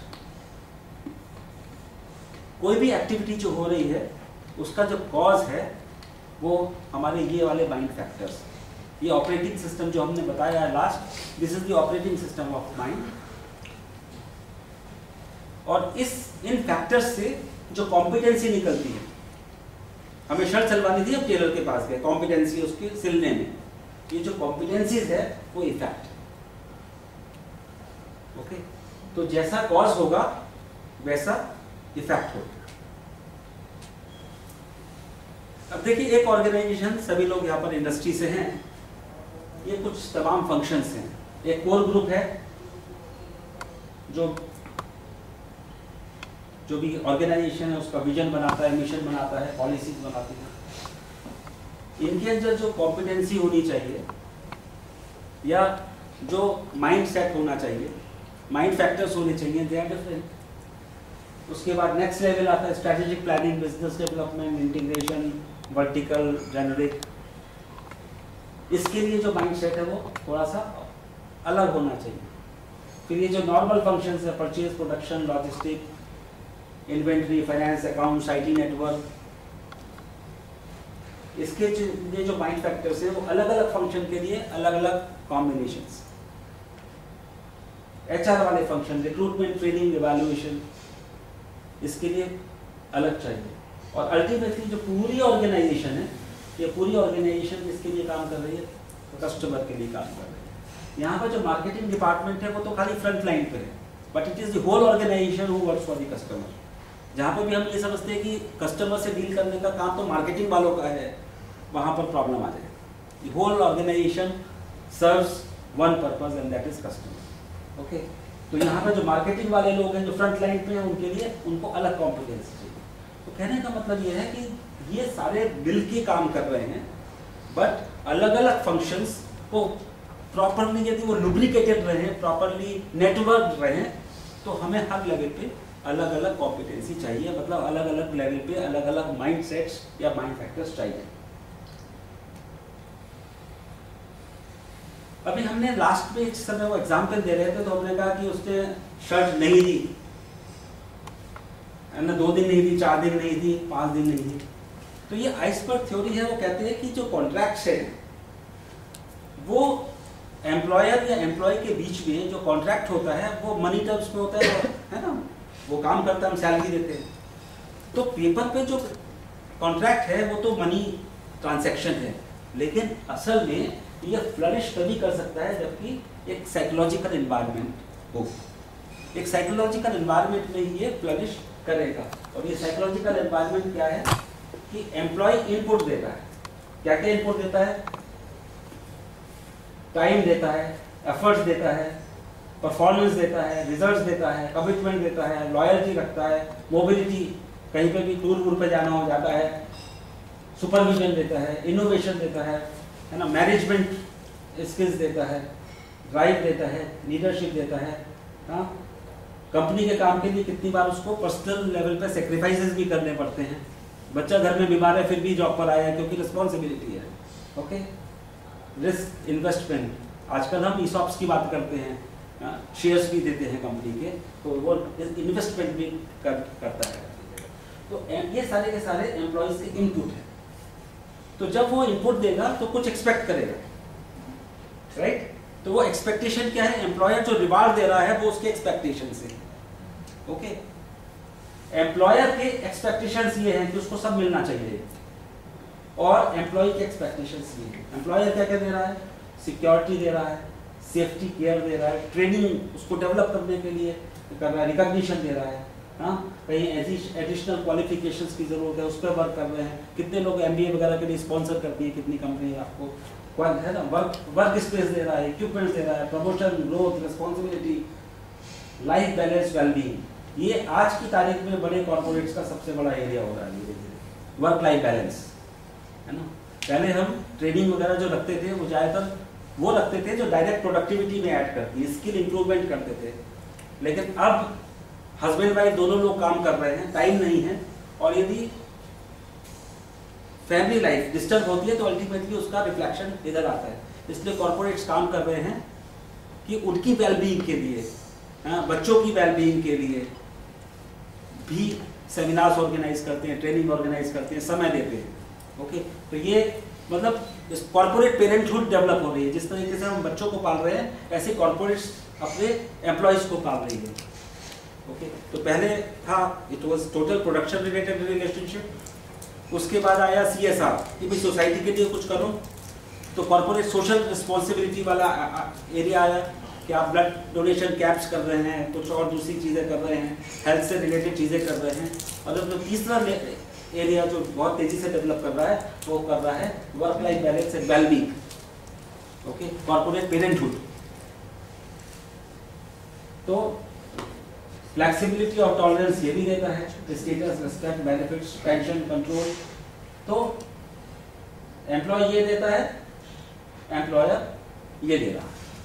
Okay, तो ये वाला जो पार्ट है, ये वाला पार्ट जब तक एक्सपेक्टेशंस जो है वो एक दूसरे के पूरे होते रहते हैं तब तक जो साइकोलॉजिकल एनवायरनमेंट है उसमें ये रिलेशनशिप फ्लरिश करती रहती है, और जब नहीं होंगे तो ये फ्लरिश करना बंद कर देंगे। तो ये एक स्पाइरल, अभी हमने बात की थी, एक स्पाइरल चल रहा है। एम्प्लॉय इनपुट दे रहा है, एम्प्लॉयर रिवार्ड दे रहा है। रिवार्ड सेटिस्फैक्टरी मिला तो इनपुट बढ़ गए, ठीक है। इस तरीके से एक स्पाइरल चल रहा है। ओके, और जो एक्टिविटी का लेवल है, साइकोलॉजिकल कॉन्ट्रैक्ट या बॉन्डिंग का जो लेवल है वो बढ़ता चला जा रहा है ना। हम बोलते हैं कि भाई हमारे लोग बहुत लॉयल हैं ऑर्गेनाइजेशन के लिए, वो लॉयल्टी किधर से आती है?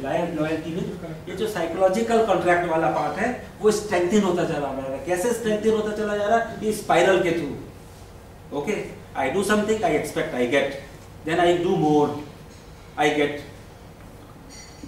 इस तरीके से। लेकिन this is very important, the psychological rewards can be sustained when business has sustained growth। आप कब ज्यादा दे सकते हो? जबकि प्रॉफिटेबिलिटी होगी, बिजनेस बढ़ेगा। जहां जहां कंपटीशन की थ्रेट होगी, लोग लर्न कर रहे हैं नई चीज, क्योंकि हमें टेक्नोलॉजी चेंज होती चली जा रही है, कंपटीशन आता चला जा रहा है।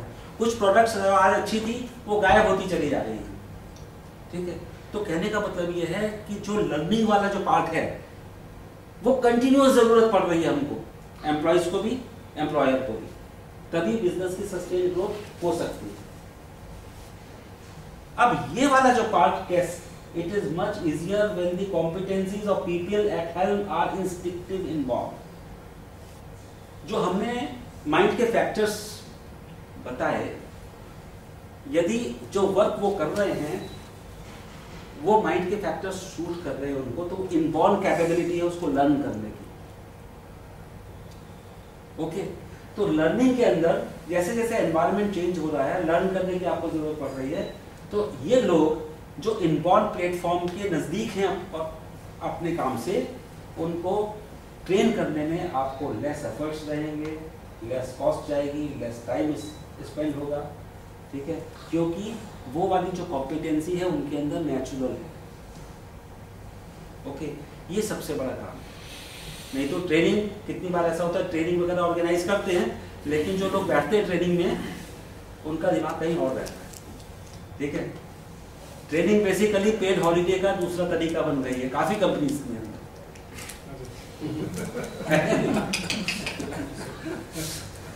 ओके, तो वो पैसे तो वेस्ट करें, एफर्ट्स भी वेस्ट करें, है ना।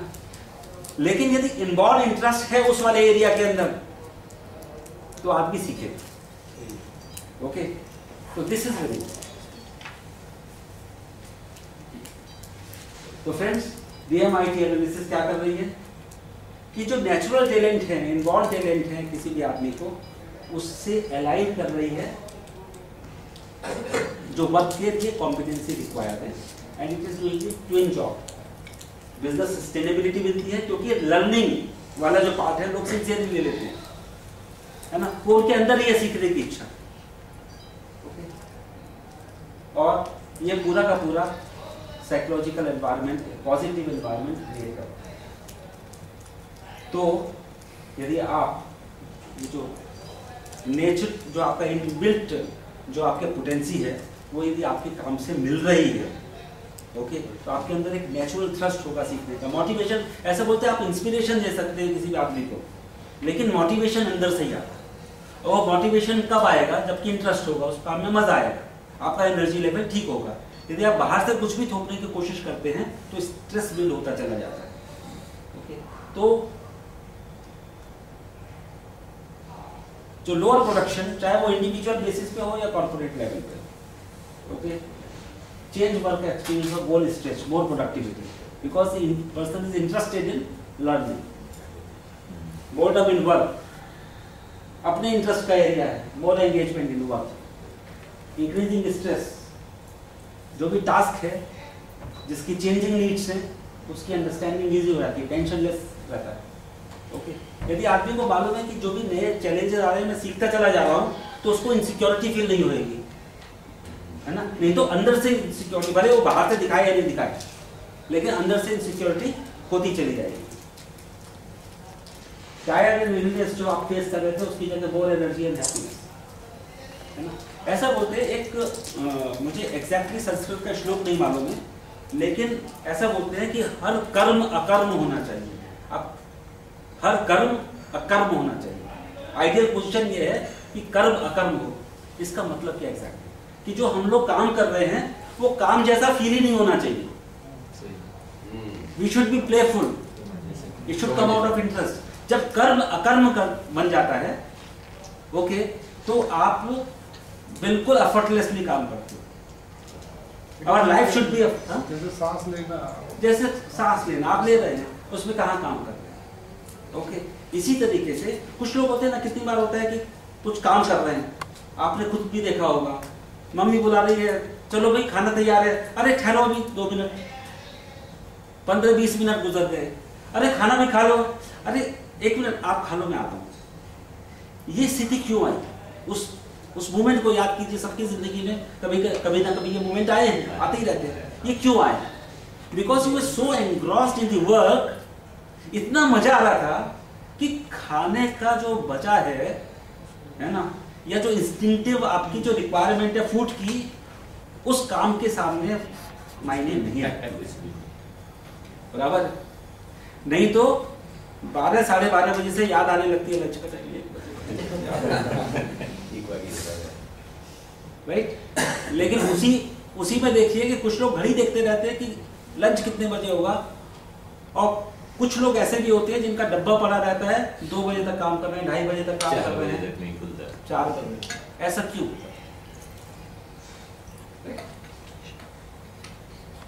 टेंशन से relationship, better team work, harmony relations, ठीक है।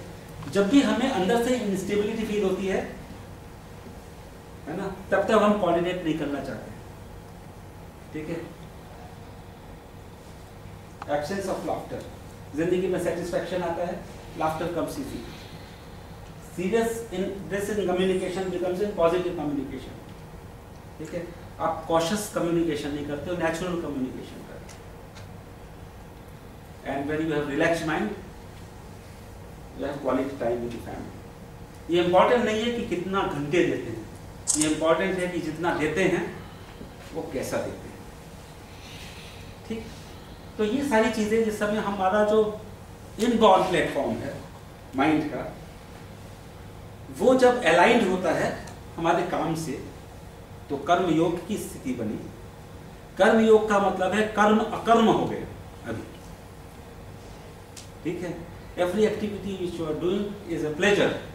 तो ये सारी की सारी चीजें ऑटोमेटिकली आने लगती है, इसके लिए इंडिविजुअल कुछ भी करने की जरूरत नहीं, इट कम्स ऑटोमेटिकली। तो friends, this type of alignment results in higher productivity, higher profits on one side, shared prosperity higher, है ना, क्योंकि रिसोर्सेज होंगे तभी तो शेयर करेंगे, तो एक्सपेक्टेशंस एक दूसरे के बीच होते चले जाते हैं, तो रिस्पॉन्सिबिलिटी हायर शेयर होती है। And this is true for both employer and employ.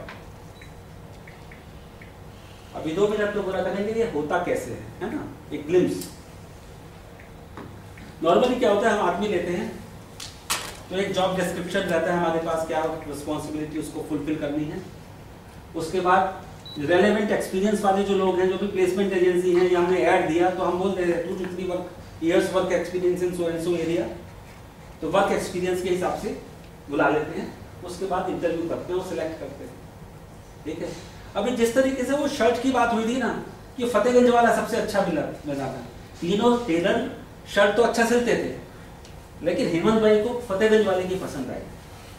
तो एक्सपीरियंस इन अदर इंडस्ट्री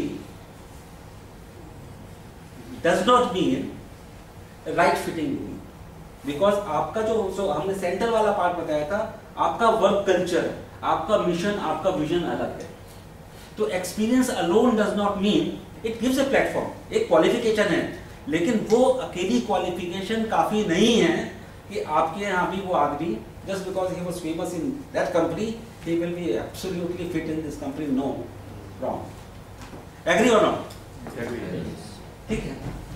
और यदि फ्रेश कैंडिडेट लेते हैं तो हम क्या कर रहे हैं, एकेडमिक बैकग्राउंड देखते हैं, मार्क्स अच्छे हैं, एमबीए किया हुआ है ना, ये कोर्सेज किए हुए हैं, इंजीनियरिंग किया हुआ है, जज करते हैं, सेलेक्ट कर लेते हैं। ओके, ये तो बिल्कुल ब्लाइंड गेम है, 3 पत्ती में ब्लाइंड है।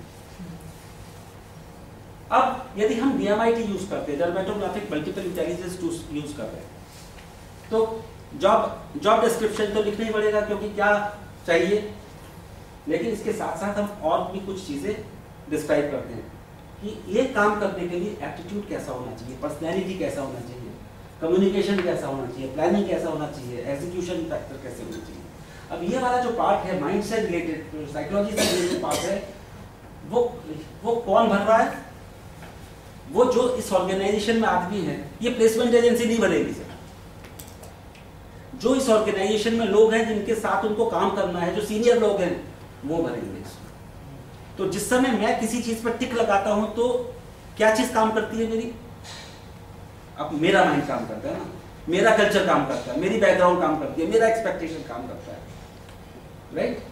तो मैं जिस आदमी को रिक्रूट कर रहा हूं वो अपने फिटमेंट के हिसाब से कर रहा हूं। यदि ये काम हमने किसी थर्ड पार्टी को दे दिया, एक कंसल्टेंट को दे दिया कि भैया तुम भरो ये क्या चाहिए हमें, तो कुछ और ही डिश बन के आ जाएगी। This has to be done by the senior most people in the organisation. Okay, और ये सब बड़ा and it's not very difficult, ये सब काफी फॉर्मेटाइज हो चुका है, ये काम काफी आसान है। थोड़ा सा मैं आपको व्यू देता हूँ किस टाइप का क्वेश्चन होता है। ये बहुत छोटा आ रहा है, मैं एक मिनट,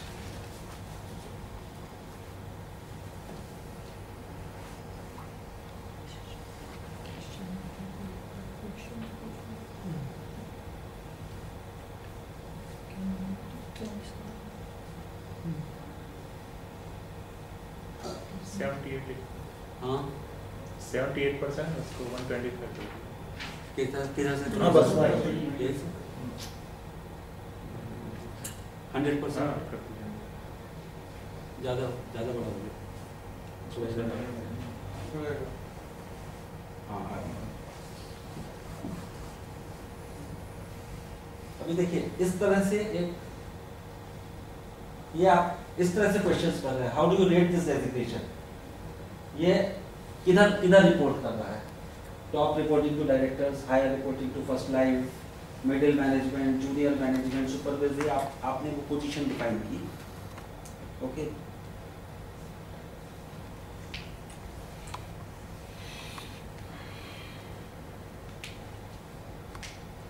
ये आपने डिपार्टमेंट डिफाइन कर किया। प्लानिंग एरिया, ये आपकी की जो पोजीशन है उसमें किस टाइप की प्लानिंग इन्वॉल्व है ना, ये इंटेलिजेंस से रिलेट होएगी या नो प्लानिंग भी इन्वॉल्व हो सकती है, ऑपरेशनल लेवल का आदमी है वो किस पोजीशन पर है ना, ये सारी प्लानिंग, ये सारी चीजें अलग अलग, मार्केटिंग स्ट्रैटेजी है, लॉजिकल इंटेलिजेंस हाई होनी चाहिए। ओके लॉजिस्टिक प्लानिंग है, कोऑर्डिनेशन लेवल हाई होना चाहिए। तो सारी चीजें ये आपकी पर्सनैलिटी, आपकी इंटेलिजेंस, आपका ये सारी चीजों को कॉम्बिनेशन मिलके खींचेगा ये।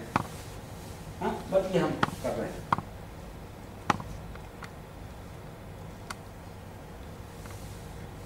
Estimate the responsibility balance of planning and execution level. Execution level पे बहुत हाई प्लानर डाल दिया तो सोचते ही रहेगा, उठेगा नहीं, है या नहीं। और यदि प्लानर लेवल पे एग्जीक्यूशन आएगा तो जब देखो उठ के तैयार है, वो प्लानिंग भूल जाएगा, चलो देख लेते हैं, चलो देख लेते हैं, उसका जो टेंडेंसी है वो काम करने की ज्यादा रहेगी। We need different type of people.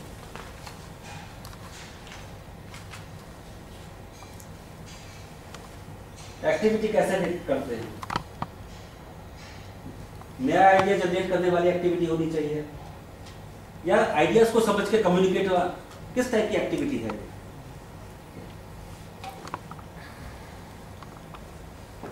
ये देखिए बहुत सारे फैक्टर्स,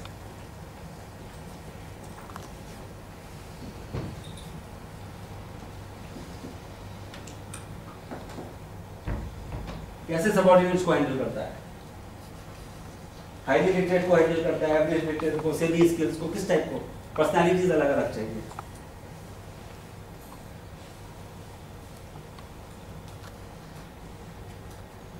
तो कहने का मतलब ये है ना कि ये सारा टेबल, ये जो चार्ट है वो कौन पढ़ेगा, जो लोग हायर कर रहे हैं, या तो टॉप एचआर लेवल जो उस कंपनी के कल्चर को समझता है, या सीईओ एंड देयर ग्रुप जो कोर मैनेजमेंट ग्रुप है वो इसको फुलफिल करेगा। एक बार फुलफिल कर लिया तो बाकी घड़ी घड़ी काम करने की जरूरत नहीं है, लेकिन आपको एग्जैक्टली चाहिए क्या।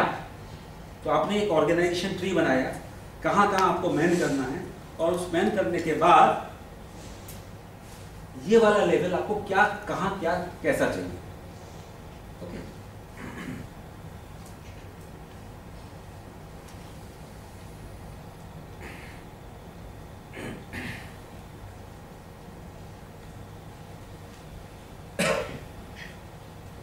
तो अब आपके पास इनपुट्स क्या आ गए, एक तो हो गई DMIT profiling of human process, वो जो फॉर्म है एक वो वाला फॉर्म आ गया।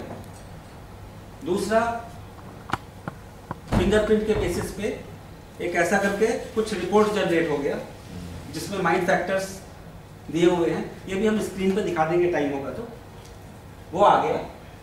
और अब आपने मैच किया कि जो शॉर्ट लिस्टिंग है वो DMIT के बेसिस पर कर ली, 2 लोगों की, 3 लोगों की, 4 लोगों की। तो सबसे बड़ी बात यह है कि जिन लोगों को आप इंटरव्यू कर रहे हैं, क्योंकि जब पर्सनल इंटरेक्ट करते हैं तो उसका रिज्यूम कितना बढ़िया है, उसकी जो बोलने की स्किल्स है, प्रेजेंटेशन की स्किल्स है, वो कितनी बढ़िया है, उससे आप इंप्रेस हो जाएंगे। तो एक बार वो वाला, क्योंकि आप भी है ना, यदि आप उससे इंप्रेस हो गए तो बेसिक प्लेटफॉर्म एक्सरे क्या है वो आपको मालूम चलेगा नहीं, है ना। You are impressed by the skill and the experience in other organization, but you do not know his mind.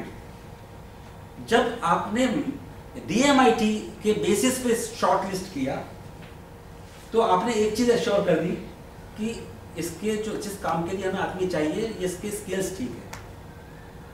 अब उसमें से डेफिनेटली कौन ज्यादा इंप्रेसिव है ना, जो दूसरा वाला पार्ट है कि अब जो पर्सनैलिटी हो, प्रीवियस जॉब एक्सपीरियंस क्या है, कॉम्पनसेशन एक्सपेक्टेशंस क्या हैं, एम्बिशंस क्या हैं, क्योंकि सपोज उसकी एम्बिशन ज़्यादा है और आपकी एम्बिशन कम है तो भी वो जंप कर जाएगा फिर बाद में, इसीलिए लोग छोड़ते हैं। I am going for greener pasture means what, कि आपका जो पास्चर है आपके खेत में जाओ, मजा नहीं है।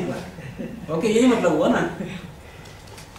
तो sometimes if a person is very ambitious, हम अपने एड में लिखते हैं we need a aggressive ambitious person, but if his ambitions are higher than your ambitions then okay, तकलीफ है यार, ठीक है नहीं? तो सबको धीरू भाई अंबानी बने। तो इस समय जो नए लड़के आ रहे हैं इंटरव्यू वगैरह के लिए, तो यदि एमबीए की डिग्री आगे लग गई तो वो फील करते हैं उनको बोर्ड रूम में ही होना चाहिए, बाहर होने ही नहीं चाहिए, है ना? ओके। और अब जो नया वाला सिस्टम, अब जो केजी और नर्सरी से जो एयर कंडीशनड स्कूल्स बनने लगे, ओके, वो क्या करेंगे मुझे मालूम। तो इस तरीके से दिस इज हेल्पिंग, ये एक सोर्सेज जो है आपको हेल्प कर रही है ना, choosing a right man for the right job. तो DMIT compliant placement can change the competency level of people in the organization, और ये जो कॉम्पिटेंसी है वो कहाँ से निकल रही है? अपने खुद के माइंड से निकल रही है। Therefore, the feel factor will also change. Okay? तो एक ये कॉन्सेप्ट है। अब सबसे बड़ी बात ये, यदि इंट्रोड्यूस करना है ऑर्गेनाइजेशन के अंदर तो क्या करें? एक तरीका, train your HRD team for DMIT interpretation for training profile. वो काम मैं करा सकता हूँ। Invest money to get your staff analyzed and relocate them in the areas of core competency. यदि आपको फील हो रहा है कि आदमी बेसिकली अच्छा है लेकिन इस जगह काम नहीं कर पा रहा, है ना, क्योंकि इतने ऑर्गेनाइजेशन में तो टेस्ट कितनों का कराएंगे, लेकिन अगर फील कर रहा है कि भाई basically he is good but I don't know यहाँ पे परफॉर्म नहीं कर रहा, इसका मतलब उसका जो टैलेंट स्ट्रक्चर है और उसकी जो जॉब प्रोफाइल है वो मैच नहीं है, तो आप उसको रिलोकेट कर सकते हैं, है ना, उसको कोई मत इंसिस्ट योर प्लेस। ये बड़ा फ्यूचरिस्टिक है बट कहीं से हर चीज कहीं ना कहीं से तो स्टार्ट होती है। इंसिस्ट योर प्लेसमेंट एजेंसी और your in house recruitment department to ask the applications with DMIT report and grade the resume according to DMIT compliant. ये कुछ चाइनीज कंपनी वगैरह में ऑलरेडी चालू हो गया, जब रिज्यूमे आते हैं तो DMIT रिपोर्ट साथ लगा के भेजो। तो वो जो लोड है DMIT कराने का, जैसे आज की तारीख में हम स्टूडेंट काउंसलिंग वगैरह करने लगे and lot of students are coming to me वो DMIT, तो जिस समय वो बड़े होके प्लेसमेंट में जाएंगे तो उनके पास तो DMIT रिपोर्ट होगी। तो हो सकता है 10-15 इयर्स डाउन द लाइन जब आप रिक्रूट करेंगे लोगों को तो आपको DMIT सोचने की जरूरत नहीं पड़ेगी, आप बोलेंगे भाई DMIT रिपोर्ट साथ में कॉपी अटैच कर दो। तो जो स्क्रीन करने वाला डिपार्टमेंट होगा, है ना, वो स्क्रीन करके वही बायोडाटा रिज्यूम्स निकालेगा जो फिट बैठते हैं। How much we have to spend on that report? देखिए ऐसा है कि एक बार प्रैक्टिस होती है तो करीब खाली यदि एनालाइज करना है तो आधा घंटा लगता है। DMIT रिपोर्ट है और ये है क्योंकि आपको लिंकेज मालूम होते हैं ना, जैसे आप एस्ट्रोलॉजर के पास जाते हैं तो फटाफट बोलने लगता है ना, कि इसका इससे एस्पेक्ट है, इसका इससे शनि की दशा चल रही, तो माइंड तेजी से काम करता है।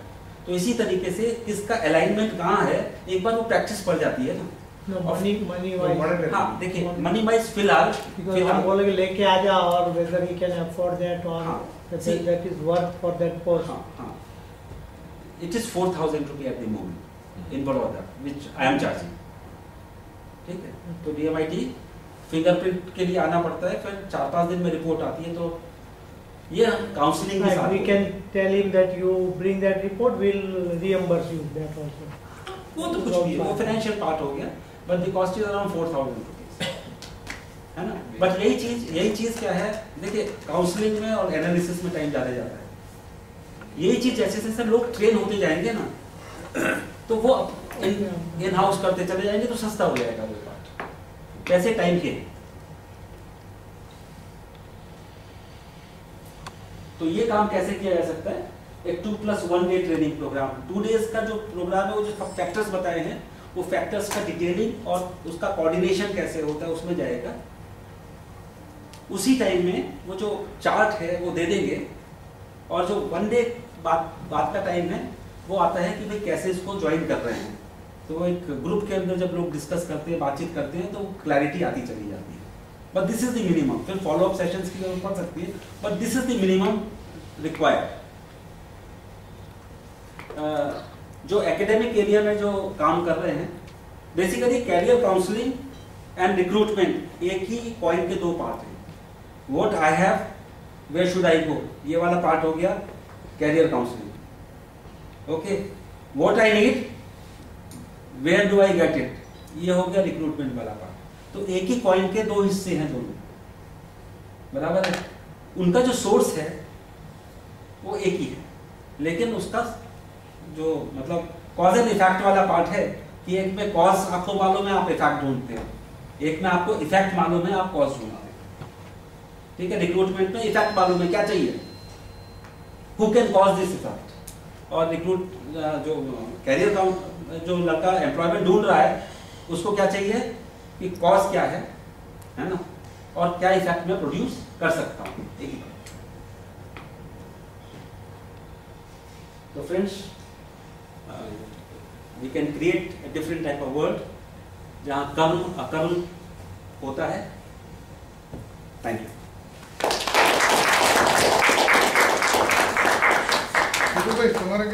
अब जो प्रश्न हो उसका मैं अभी, है ना, आ गया वो। Sir, it is medically approved. See, this science is combination of neurobiology, psychology, embryology and genetics. ठीक है, ये जो आपने देखा होगा वो जो इंस्टीट्यूट थी international behaviour and medical biometric society, ठीक है। तो ये जो लोग हैं ये इसमें साइकोलॉजी विद मेडिसिन, जैसे आप न्यूरॉन्स की स्टडी कर रहे हैं, वो हार्डकोर मेडिसिन का साइड है, नॉट मेडिसिन मतलब फिजिकल न्यूरोलॉजी का साइड है। और वो न्यूरोलॉजी वाला जो पार्ट है वो पैटर्न क्या प्रोड्यूस कर रहा है, ये साइकोलॉजी वाला पार्ट है। तो यहाँ पर अभी तक साइकोलॉजी हम कैसे जानते हैं कि हम आपके बिहेवियर को स्टडी करते हैं, बातचीत करते हैं, हम बिहेवियर देखते हैं और करेक्टिव एक्शन बताते हैं। यहाँ उन्होंने क्या किया कि पैटर्न क्या है, उससे क्या बिहेवियर प्रोड्यूस कर रहा है। एक छोटा सा एग्जाम्पल दूं, केमिकल में जैसे आप IPCL में या कहीं पे भी पहले टैंकर आता था तो टैंकर बाहर खड़ा रहता था, एक केमिस्ट आता था, वो सैंपल ड्रॉ करता था, फिर वो सेंट्रल लेबोरेटरी में जाके केमिकल एनालिसिस करता था, जिसके अंदर आधा घंटा, 1 घंटा, 1.5 घंटा लगता था। आज की तारीख में वो कैसे हो रहा है, गैस क्रोमेटोग्राफ से हो रहा है। इतना सा सैंपल लिया 2 ml और सीधा गैस क्रोमेटोग्राफ में इंजेक्ट किया और एक रिपोर्ट निकल आई। ओके, तो अल्टीमेट इफेक्ट वही है, लेकिन उसका जो टेक्नोलॉजी है वो बदल गया है नहीं। इसी तरीके से यहाँ पर क्या किया, जो साइकोलॉजिकल काउंसलिंग होती है उसमें समझने में बहुत टाइम लगता है, फिर सामने वाला अपने को कितना रिवील कर रहा है, ये सब टाइम लगता है। यहाँ पर सीधा सीधा उन्होंने देखा कि फिंगरप्रिंट पे जो पैटर्न्स हैं वो यहाँ से करस्पॉन्ड करते हैं, उस पैटर्न्स की जो ज्योमेट्री है उससे आपको पैटर्न्स मालूम चले, उससे बिहेवियर मालूम चले, सीधा या ठीक है ना। तो शॉर्टकट हो गया पूरा का पूरा। इसके लिए कोई अप्रूवल्स वगैरह होते हैं? नहीं, अप्रूवल्स वगैरह किसी जगह नहीं होते। खाली ये है कि जैसे US वगैरह है, वहाँ पे जो डिपार्टमेंट, वहाँ पे फिंगरप्रिंट वगैरह लेना इतना आसान नहीं। फॉरेंसिक डिपार्टमेंट जो ये है आपका CBI कौन सा डिपार्टमेंट है, जो ब्यूरो ऑफ इन्वेस्टिगेशन है, वहाँ पे रजिस्ट्रेशन चाहिए, वहाँ पे US के FBI में अप्रूवल चाहिए, लेकिन हिंदुस्तान वाले में इधर साउथ एशिया तो ऐसा कुछ नहीं है। लेकिन हम लोग मतलब एज ए मॉरल प्रैक्टिस, एक बार रिपोर्ट आ जाती है तो फिंगरप्रिंट की फाइल हम डिलीट करते हैं, सिस्टम में से निकाल देते हैं।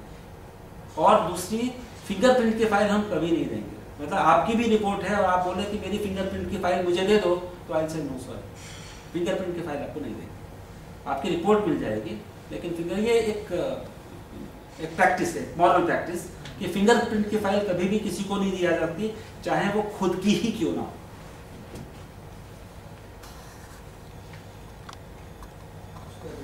सर, GM और रॉयल एनफील्ड का कुछ इंसिडेंट था?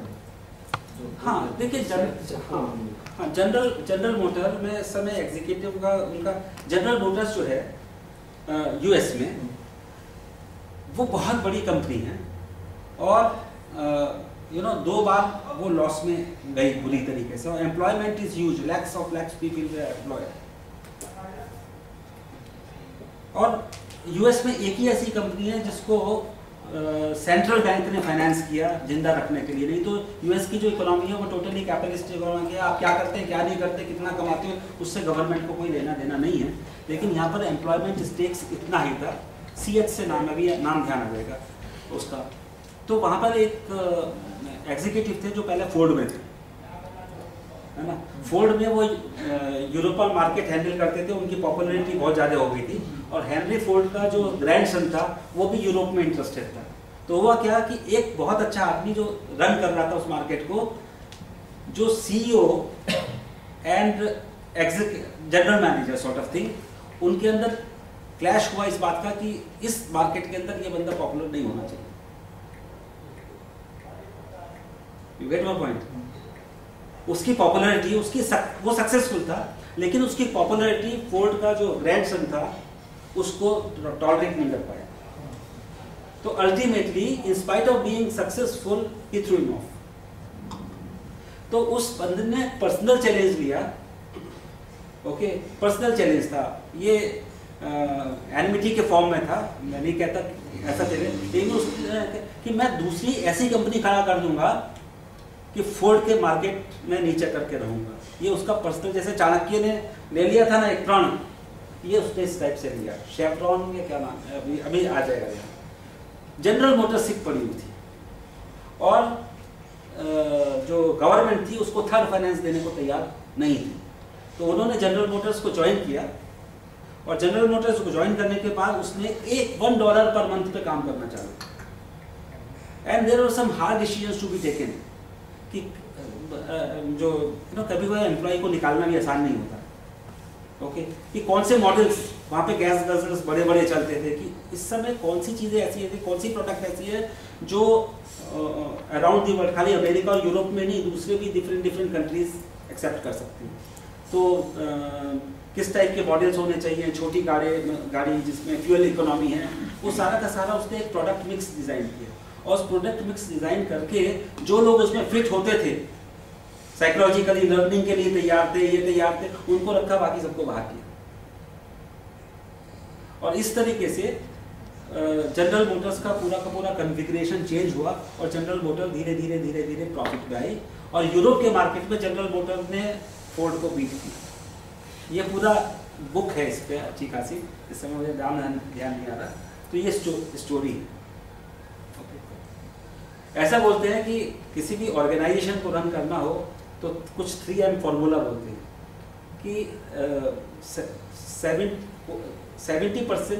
20 और 30% of the product give 70% profit, बराबर है, और बाकी 70% गिव ओनली 20। तो पहले जो चीज़ें आपको प्रॉफिट कम दे रही हैं, 70% एनर्जी कंजम्पशन कर रही है, आप उनको डिलीट कर दो।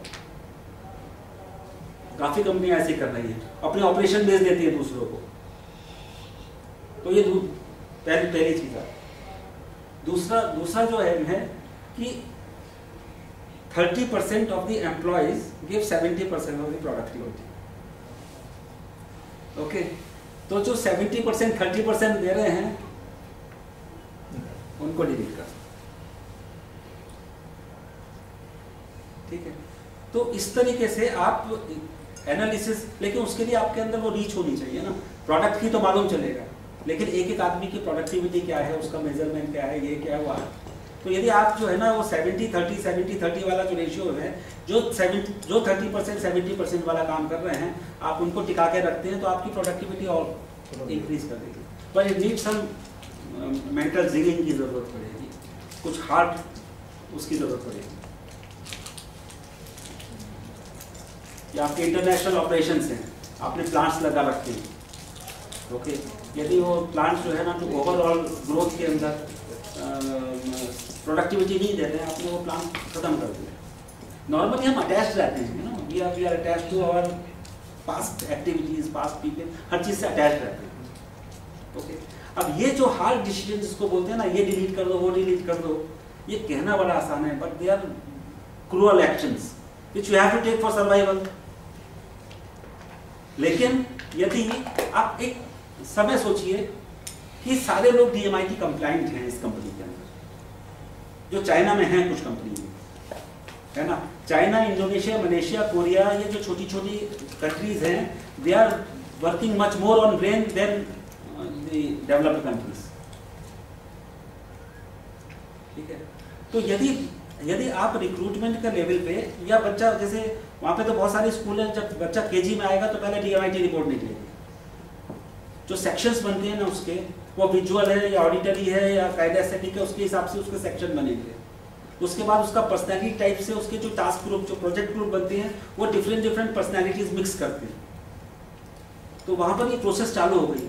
तो वहाँ जो बच्चा निकल रहा है ना, वो पहले दिन से ही कंडीशन है।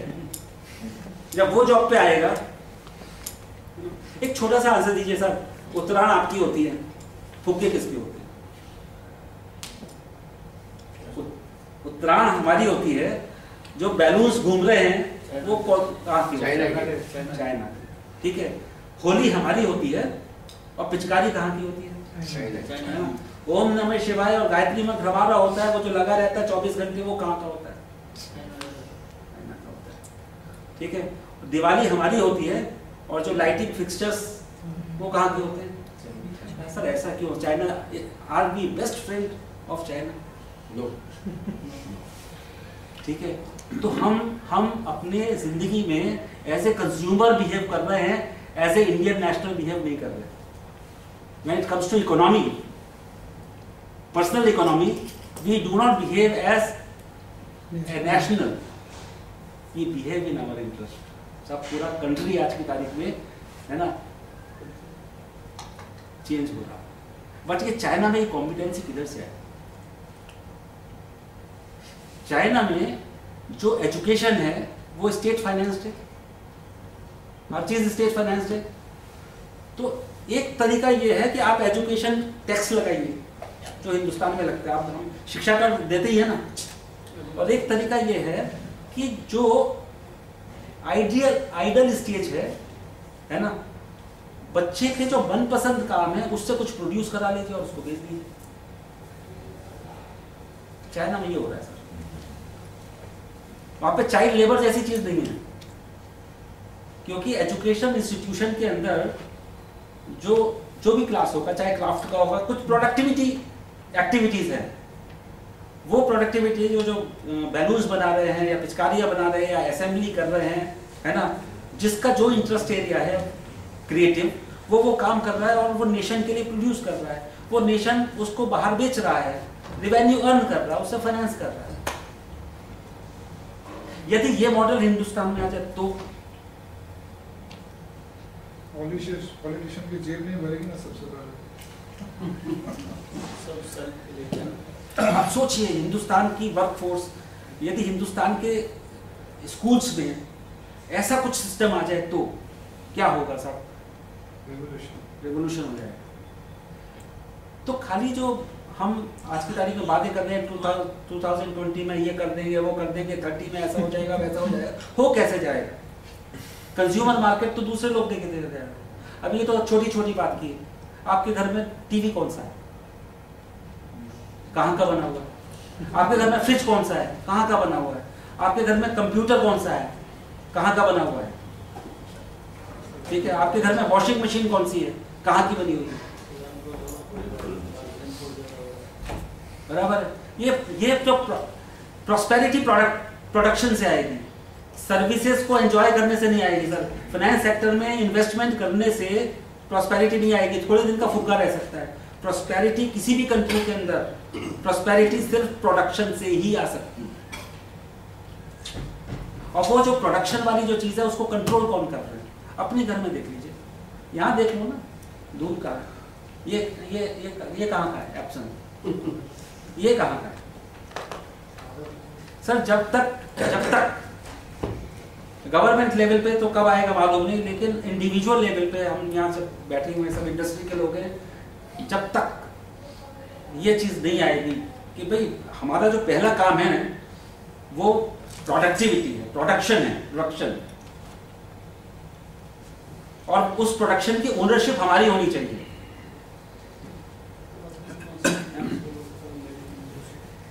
ईस्ट इंडिया कंपनी में और आज जो हो रहा है, हम FDI ला रहे हैं, अच्छी बात है।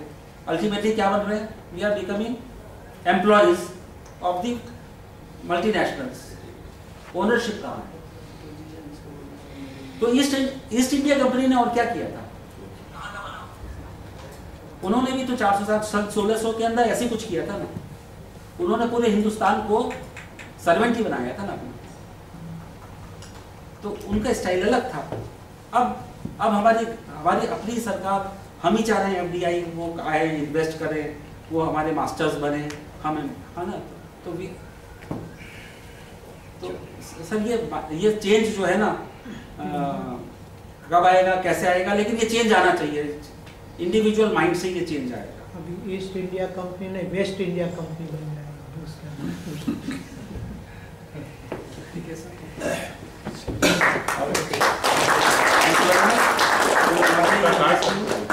आपका कार्ड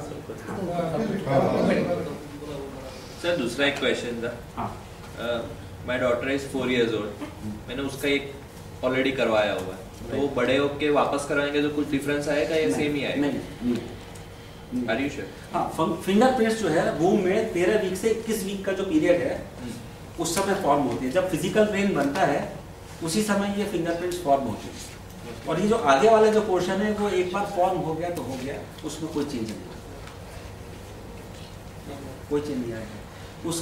उसका जो काउंसलिंग वाला जो पार्ट है ना, वो जैसे जैसे समय आएगा वैसे, देखिए एक हो गया इनबॉर्न प्लेटफॉर्म, एक हो गया एक्वायर। बच्चा जैसे जैसे बढ़ रहा है वो सोसाइटी से इंटरेक्ट कर रहा है, आप उसको कहीं पढ़ा रहे हैं, ये कर रहे हैं, तो उसका जो एक्वायर प्लेटफॉर्म है वो चेंज होता रहेगा, राइट।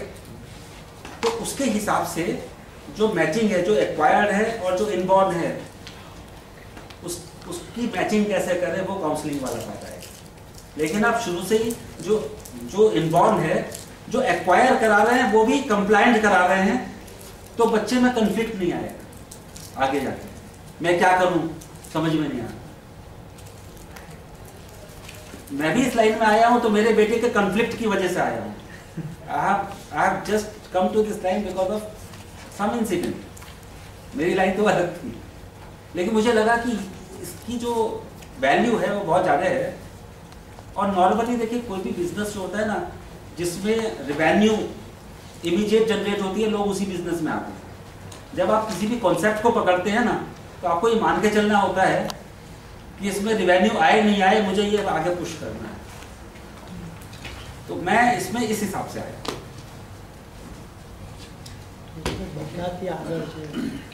पर एक बात याद आई, एक विलेज में 3 भाई थे, तीनों टेलरिंग का काम करते थे, तीनों बाद में डिफरेंस होके अलग हो गए। तो सोचा कि उसने अपना एक बोर्ड बनाना चाहा, तो बोर्ड पर उसने जो है सोचा कि क्या नाम लिखाऊं, तो उसने लिखाया इस देश का सबसे बढ़िया tailor, best tailor of this country, उसने बोर्ड लगाया। दूसरा भाई सोचा ये तो पूरा कंट्री का, मैं क्या करूं। दूसरे भाई ने फिर अपना उसने एक बोर्ड बनाया, लिखा कि best tailor of the world.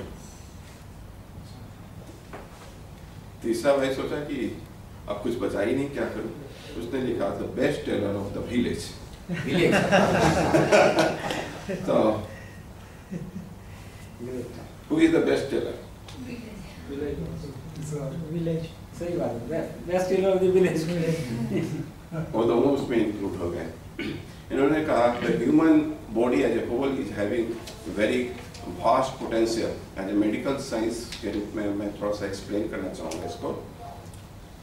The God has given, इन्होंने कहा कि right side of the brain has reserve power, unutilised रहता है। जो सबसे ज्यादा इंटेलिजेंट व्यक्ति इस कंट्री में हुआ है, जो ब्रेन को यूटिलाइज किया है, द पेपर सेज कि 15% of the brain is utilized, 85% utilize ही नहीं होता। जिसने यूटिलाइज किया, बेस्ट यूटिलाइजेशन किया ब्रेन का, ओनली 15% इज यूटिलाइज्ड। आप सोचिए कितना फास्ट पोटेंशियल है। God has given two legs, एक चला जाए तो एक रहे। The God has given 2 livers. एक चला जाता है, एक से काम चल सकता है. The God has given 2 kidneys. एक चला जाता है, एक किडनी पर आदमी सर्वाइव कर सकता है. एक किडनी का भी 33% यूटिलाइज होता है. Only 33% of one kidney is there, human can survive. The God has given 2 hands. एक चला जाता है, दूसरे से काम कर सकता है. The God has given 2 eyes. एक चला जाए, दूसरे से अल्टरनेटिव दे के रखा हुआ है. The God has given 2 brains. उन्होंने कहा ही. Right? एक रिजर्व में रखा हुआ है. I have seen कि पैरेट एक लोग पूरा हटा दिया गया तो भी वो सर्वाइव कर रहा है, काम कर रहा है. I have seen in Ramanand Lohia hospital एक पैरेटल लोग हटा दिया गया तो भी वो आदमी काम कर रहा है. The God has given 2 ears, 2 nose. लेकिन कोई पूछ सकता है कि one ही mouth क्यों है? Everyone. Somebody speak from the nose also. Like singer हमारे हैं गुजरात के, रमेश, क्या नाम है? Neeraj. Yes, he can sing with the nose also. Alternative is always there. Thank you very much for the day.